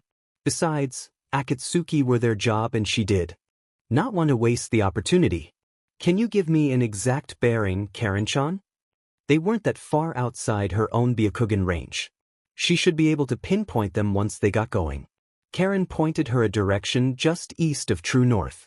Naruto opened her Rinne Sharingan eye and summoned her giant crow. Head back to Konoha, Karen-chan, she told the 2 young women. You can tell the Hokage that we accomplished our mission and that we've gone to aid Asuma-san against suspected Akatsuki. Haku and Karen nodded and took off toward Konoha at a jog. After quickly removing the bird's HRNSS from a storage seal and having clones attack it to the summons, Naruto and her teammates boarded the bird. A couple of minutes after taking off, she caught sight of the fight with her Byakugan. She briefed her teammates on the fight, with Hinata joining in once they got within her range. Both of the enemy shinobi were wearing standard Akatsuki black robes with reed clouds on them. The A-rank chakra threat wielded a triple-bladed scythe and wore a slashed badge from you, which was notable because the village no longer fielded shinobi. The scythe had a long cord attached to it that ended in a short spear. The S-rank threat wore a slashed badge from Taki and his body was covered in crude stitches. He had 4 masks attached to his back which seemed to be the subordinate chakra sources. Asuma and the presumed A-rank threat were facing off against each other, while the presumed S-rank threat and the 3 Chunin watched warily. It looked like they were still in the posturing phase of the fight. The presumed B-rank threat was hiding in the building. Unfortunately, it did not appear that they would arrive before the fight started. She only hoped that the S-rank threat would stay out of the fight until they arrived. Asuma engaged the missing Nin in a close-range scuffle that lasted several minutes. The fight broke temporarily as the missing Nin grazing Asuma with his triple-bladed scythe. The Akatsuki jumped back and liked the bloody blade of the scythe and began to draw a seal on the ground just as Asuma launched a fire technique at him. Naruto frowned as the enemy shinobi emerged from the conflagration unscathed, but with his face looking skull-like. Asuma clutched his arm in pain. The Akatsuki had some sort of damage transference technique, probably triggered by the ritual. Shikamaru took the opportunity to intervene using the shadow bind technique. After a few moments, Shikamaru used the shadow sewing technique to force the Akatsuki out of his seal. The skull effect faded and Asuma used his flying swallow technique to cut off his head. Surprisingly, the decapitated head continued to talk, or at least its lips moved and its body continued to move independently. From what Naruto could lip-read, the disembodied head was mainly uttering profanities. She wondered if he could actually speak without air moving through his voice box. The headless monkey appears to be a Jashin cultist, Kurama said. Jashin? Naruto asked. A demon that kills its worshippers and binds their souls to their corpses, the QB responded. Since they're not really alive, they can't be conventionally killed. The process invokes a kind of stasis on the bodies so they don't decay like a typical zombie would. How do you get rid of them? Naruto asked. The easiest way is to utterly destroy their bodies, Kurama said. It shouldn't be too difficult for you, Overkill-chan. Naruto groaned internally. Not you too. She could feel the fox smirking at her. The QB added, undead like the Jashin cultists always have a weakness. The Jashinists' weakness is that they must continually perform their ritual sacrifices. If they are unable to do so, the force maintaining their bodies dissipates and they perish. The timescale is approximately a sacrifice every 2 weeks, but they can build up credit by doing them more frequently or by sacrificing victims with strong active chakra. Unfortunately for your comrades, this is difficult to exploit in battle. I don't see you having a hard time with him, however.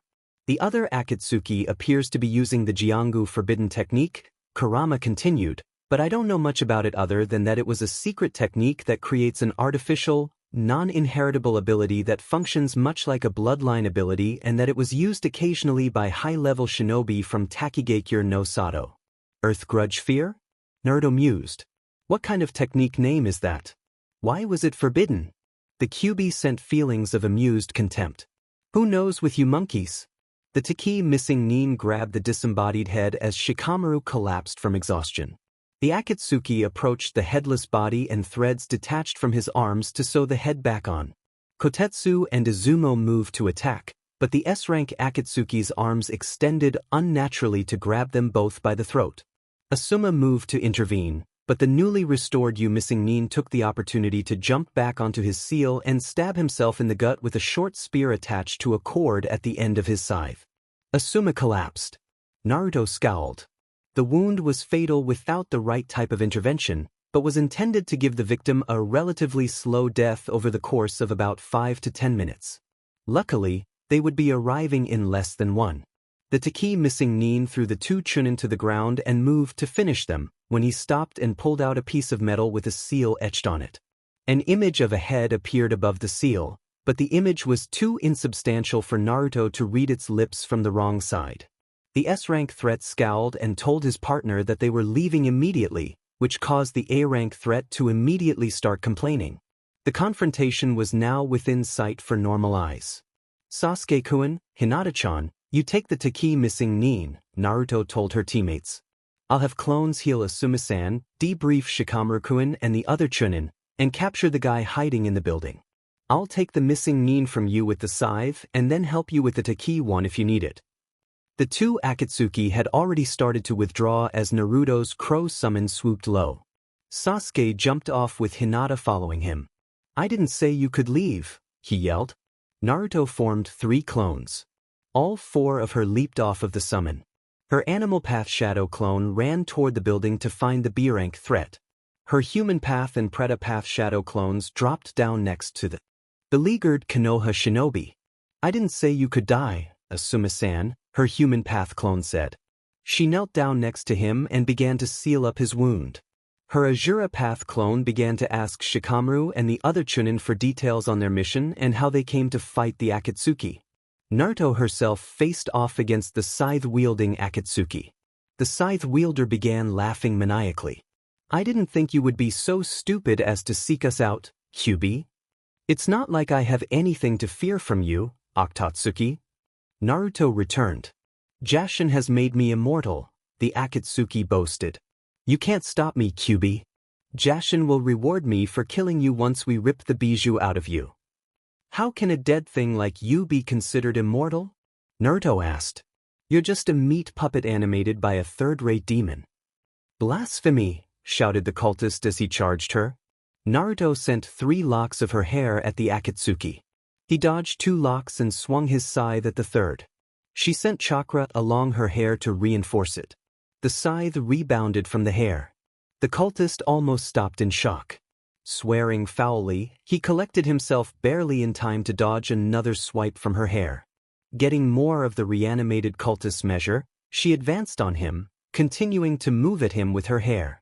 The once-man style was almost exclusively based upon unrelenting attack, and he was poorly suited towards dodging, but she left him no choice. She managed to grab his scythe, yanking him toward her. Foolishly, the Akatsuki did not let go. Coating a lock of her hair in wind chakra, like she had seen Asuma do with his trench knives, she sliced through his arm at the elbow. The once-man staggered, cursing foully. Follow-up attacks with wind-coated locks of hair removed his other arm and his head. The head continued to curse her. "How are you talking without a body?" she asked him. "The great god Jashin has blessed me to be immortal," he boasted. "Removing my head won't stop me." "No," Naruto corrected him. "I know why your mouth is moving. Where does the air come from to make the speech? Your lungs and diaphragm are over there." She pointed to his body. He stared at her blankly. Clearly he did not know. Sighing, she took out 3 storage scrolls. She sealed his scythe into one of them, using her hair to position it. There was no way she wanted to touch him or his foul tools with her skin. She sealed his arms and body into a second scroll. The third scroll was a prisoner transport scroll, just in case a standard storage scroll interfered with the chakra that animated him.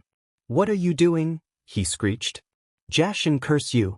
You won't get away with this." She snorted. "I already have." She used a hair lock to bat his head onto the scroll and activated the storage seal. She used her chakra to mark the scrolls so that she could tell them apart and stowed them in her vest. While she had been finishing up with the You Missing Nin, her clones had healed Asuma and gotten a report from Shikamaru and the other 2 Chunin. Evidently, the 2 Akatsuki had attacked the fire temple and killed one of the monks, a friend of Asuma's. Their team had tracked them here. The B-rank shinobi was evidently the proprietor of an illegal bounty station. The rest of the report matched what she had seen with her Byakugan. Her Animal Path clone had easily captured said proprietor. She returned with him bound in her hair. The original Naruto pulled out another prisoner scroll and sealed him into it. The Team Missing Nin had tried several times to rescue his comrade using ninjutsu fired from constructs made from his threads and masks. Hinata had engaged the man himself in taijutsu while Sasuke had destroyed one of his masks. Each of the masks seemed to specialize in one of the elemental chakra releases. Judging by the techniques the others were using, Sasuke had destroyed the water mask. The missing Nin was now trying to disengage, but Hinata was pressing him too fiercely for him to retreat. The remaining 3 masks were swooping at her backside, but Sasuke was countering their ninjutsu with his own. Naruto was somewhat surprised that the missing Nin was managing to survive against Hinata in close quarters, but he was selectively using an earth release technique to harden his skin and protect himself from her gentle fist techniques. On the other hand, Hinata was able to deflect his strikes with her chakra-coated palms. His attempts to snare or skewer her with his threads were likewise deflected or sliced off. Hinata's chakra control was good enough that she was able to make it finely edged almost as if she were using wind chakra. Sasuke shattered a second mask, the fire one, that had gotten too close to him using Kakashi's Thousand Birds technique. The threads supporting the construct fell apart once he pierced the heart behind the mask. She could see that the other 2 mask constructs also contained hearts, which were the chakra nodes in each mask. leaving her human path clone to make sure the now protesting Asuma stayed out of the fight and recovered fully. She approached Sasuke while sending her Preta and animal paths after the wind chakra mask. "I'll take care of the remaining masks," Naruto told him. "Since we got the you missing Nin, we don't need to take chances trying to capture this one. You get into position behind him.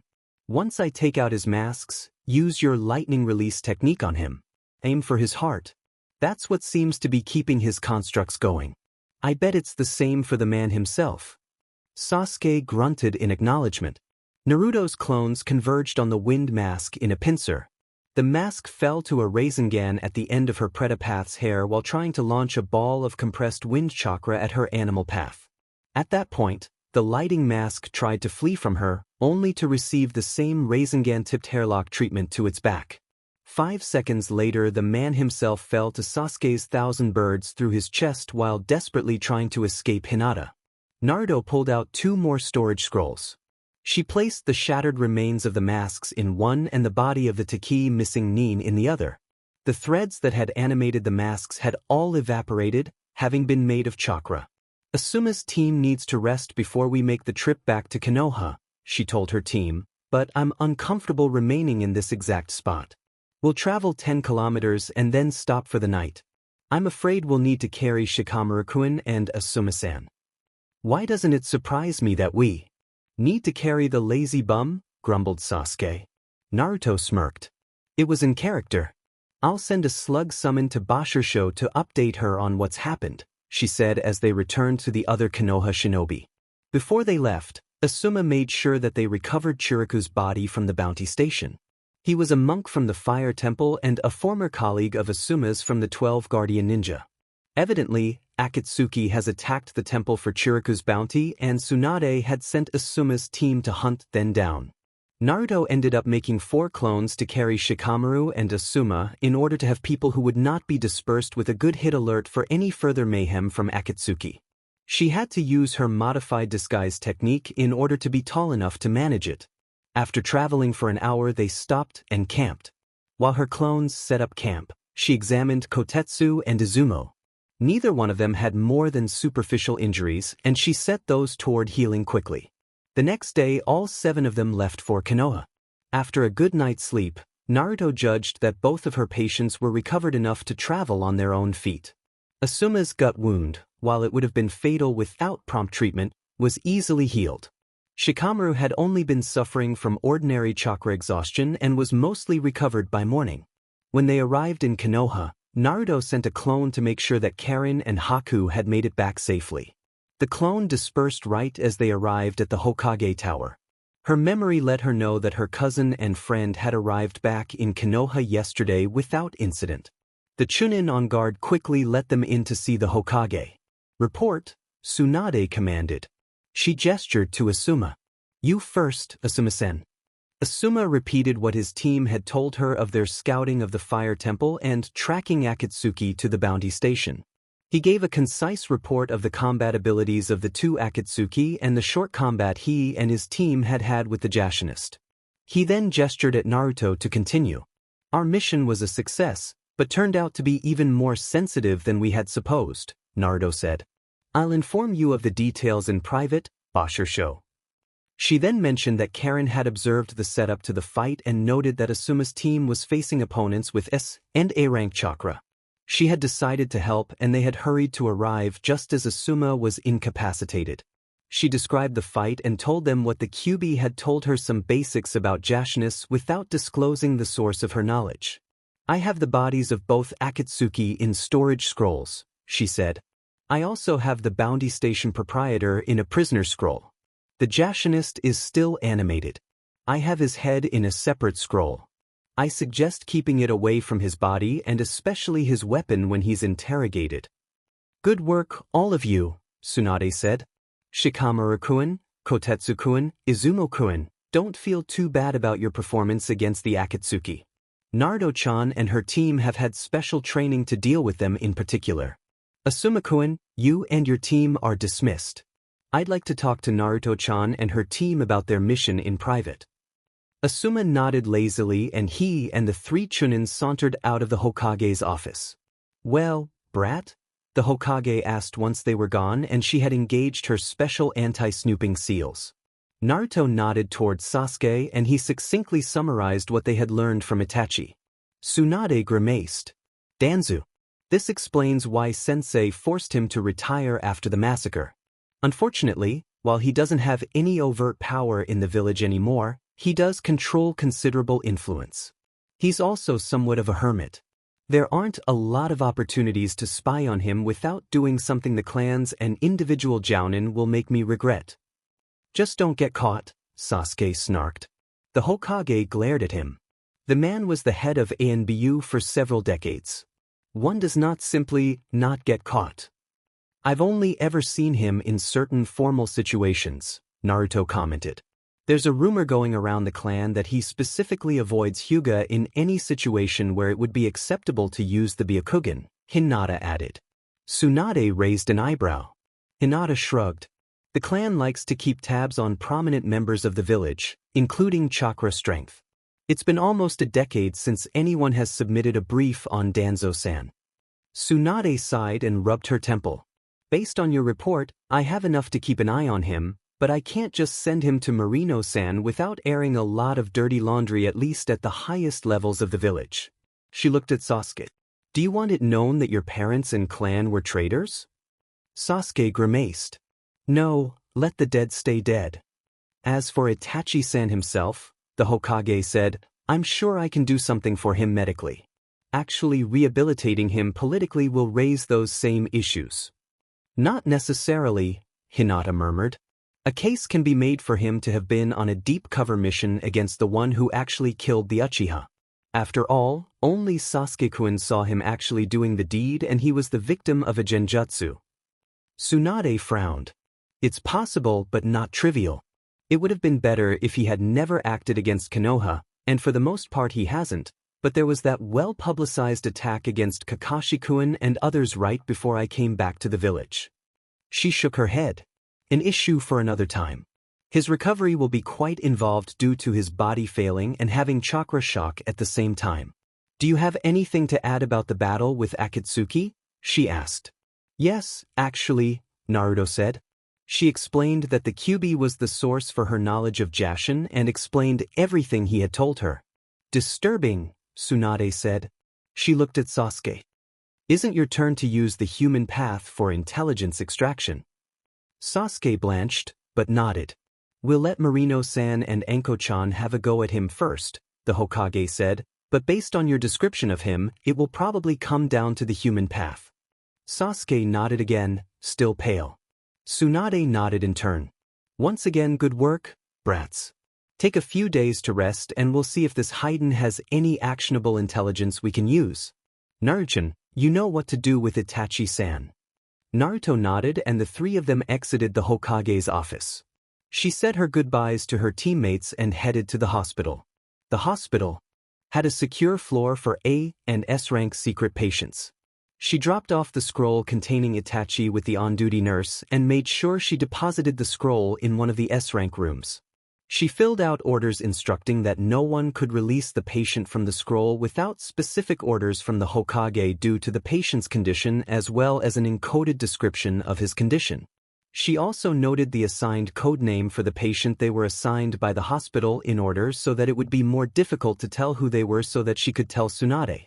There were a small number of medic nin who covered the secure floor, although for S-rank patients only the Hokage and the assigned physician had access. In all likelihood, the treating physician would be herself, Tsunade, or Shizune depending on who had time. While the new Team Naruto was technically on rest and recovery, none of them were the type to sit around doing nothing. The three reflexively gathered at their training ground each day and trained together. The third day after their return, Sasuke showed up to training late, looking slightly disturbed. Being a Uchiha, to most he looked as stoic as normal, but Naruto and Hinata could both tell something was bothering him. Naruto and Hinata both activated their Byakugan and scanned the area for chakra sources. Naruto glanced at Hinata for verification. The Hyuga nodded and said, "We're clear." Naruto said, "I concur. What's got you bothered, Sasuke-kun? Did you get called into Tandai to deal with Haiden?" Sasuke grunted affirmatively. "That bad, huh?" Naruto commented. Sasuke grunted with disgusted humor. Yes, but not how you'd think. From what I could tell from Anko-san and Marino-san when they called me in, they hadn't gotten much from him and asked me to use my human path to drain him of knowledge. However, when I tried, his soul resisted leaving his head for a moment or two before shredding and dissipating with a shriek. It was one of the most disgusting things I have ever felt. He shook his head. They had me check the rest of his body, but it only held a residue of his soul, not enough to use the technique on. Naruto and Hinata both grimaced. It was disturbing to hear about the destruction of a soul, but if any soul deserved it other than perhaps Orochimaru, it was that of a Jashinist. The day after the human path failed on Haiden, 2 toad summons interrupted their training. One was the small, white-haired toad that Jiraiya called Pa. He was standing on the shoulder of the other, much larger one with a polearm and a shield that Naruto didn't recognize. Fukasaku-sama, Gameken-san. Sasuke exclaimed.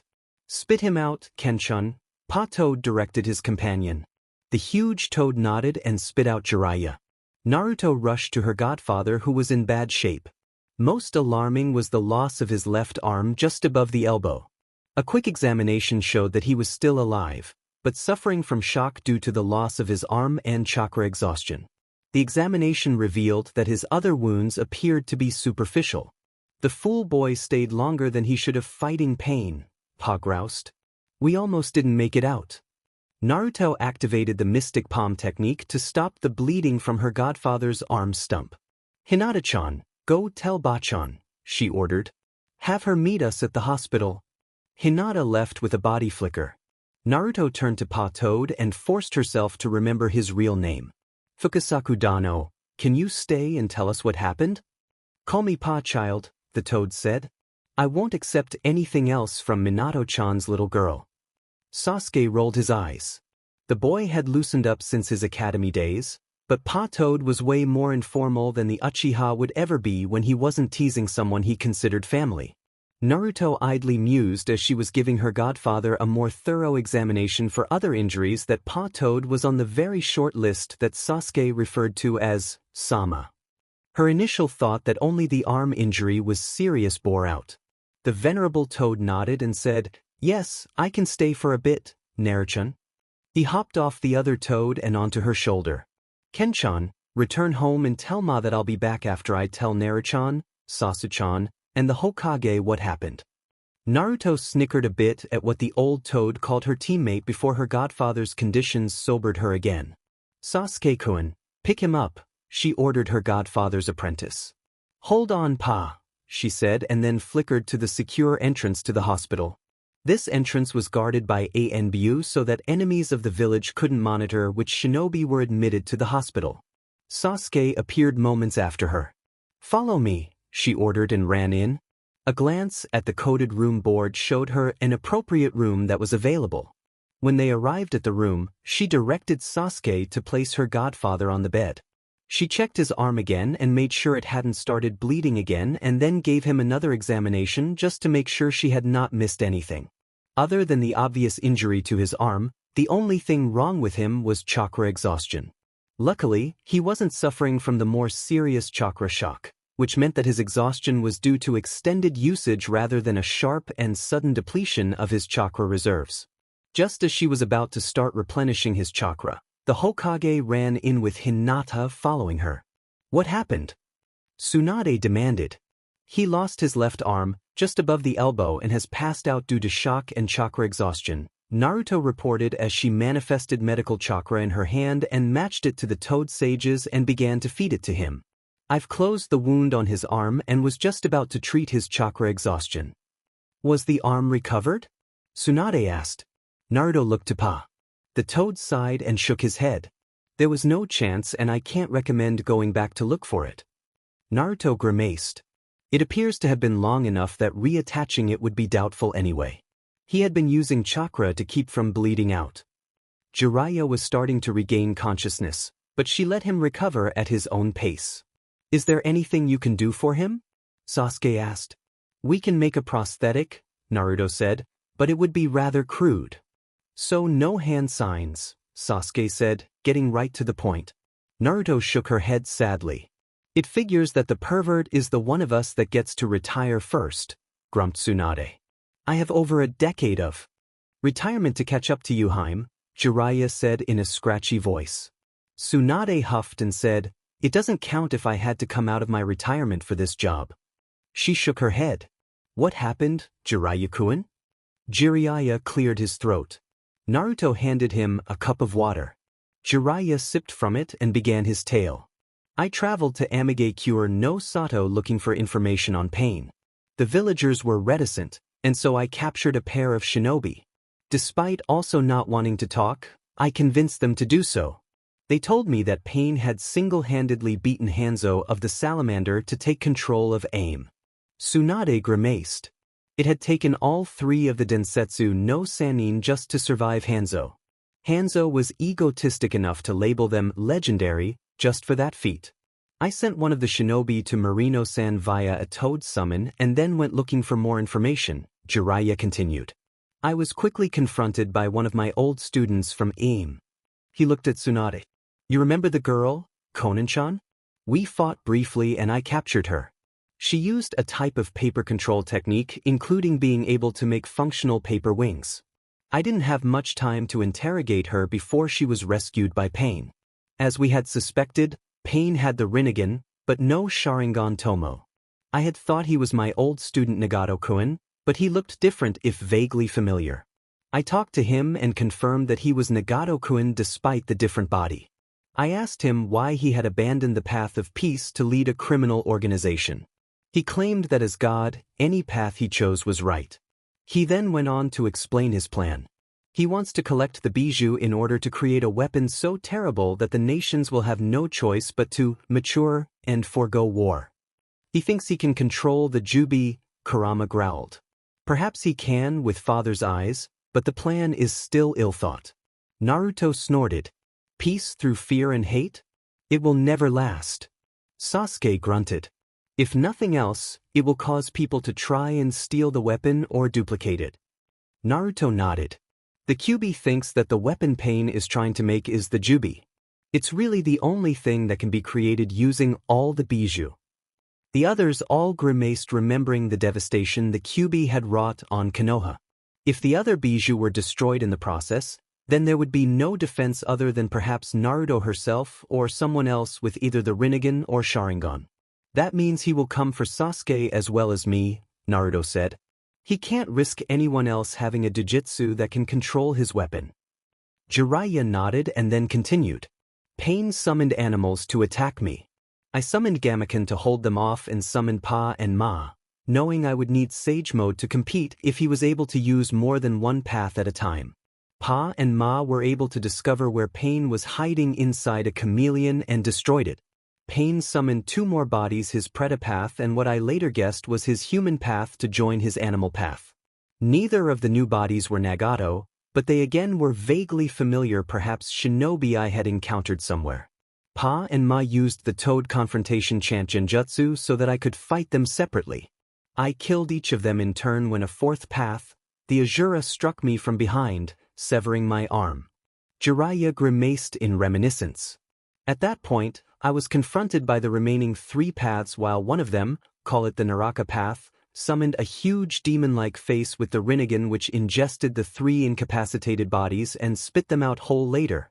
I did recognize one of the paths as Yahiko-kun, the 3rd of my 3 AIM students. I questioned him again about his identity and he again claimed to be Nagato-kun and said that Yahiko-kun was dead. At that point he attacked again.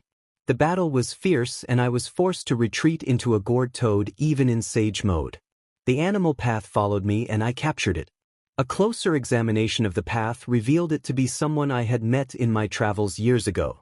This led me to believe that Pain was controlling dead bodies to use as his paths rather than using clones like Naruto-chan or using them sequentially like Sasuke-kun does. The animal path had these dark rods piercing its body at various places. Perhaps they were the control mechanism. At this point, Ma and I recommended he retreat to Konoha and report on his findings, Pa said. I was tempted to keep fighting, Jiraiya admitted, at which point both Naruto and Tsunade bopped him lightly on the head, but I knew that knowledge of the sixth path was more valuable than any additional intelligence I could gain by continuing to fight. At that point, it had penetrated even my thick skull that I wouldn't be able to win. Ma and Pa went back to Mount Mayuboku and then reverse summoned me. At that point I realized how low on chakra I was and had Gamakon-kun deliver Pa and me to Sasuke-kun. I must have passed out during the trip. The fact that Pain can use all 6 paths at once without the limitations of using shadow clones is problematic, Sasuke said. There is a solution that could put Naruto-chan on equal footing, Tsunade said. The Sage Mode of the Slugs.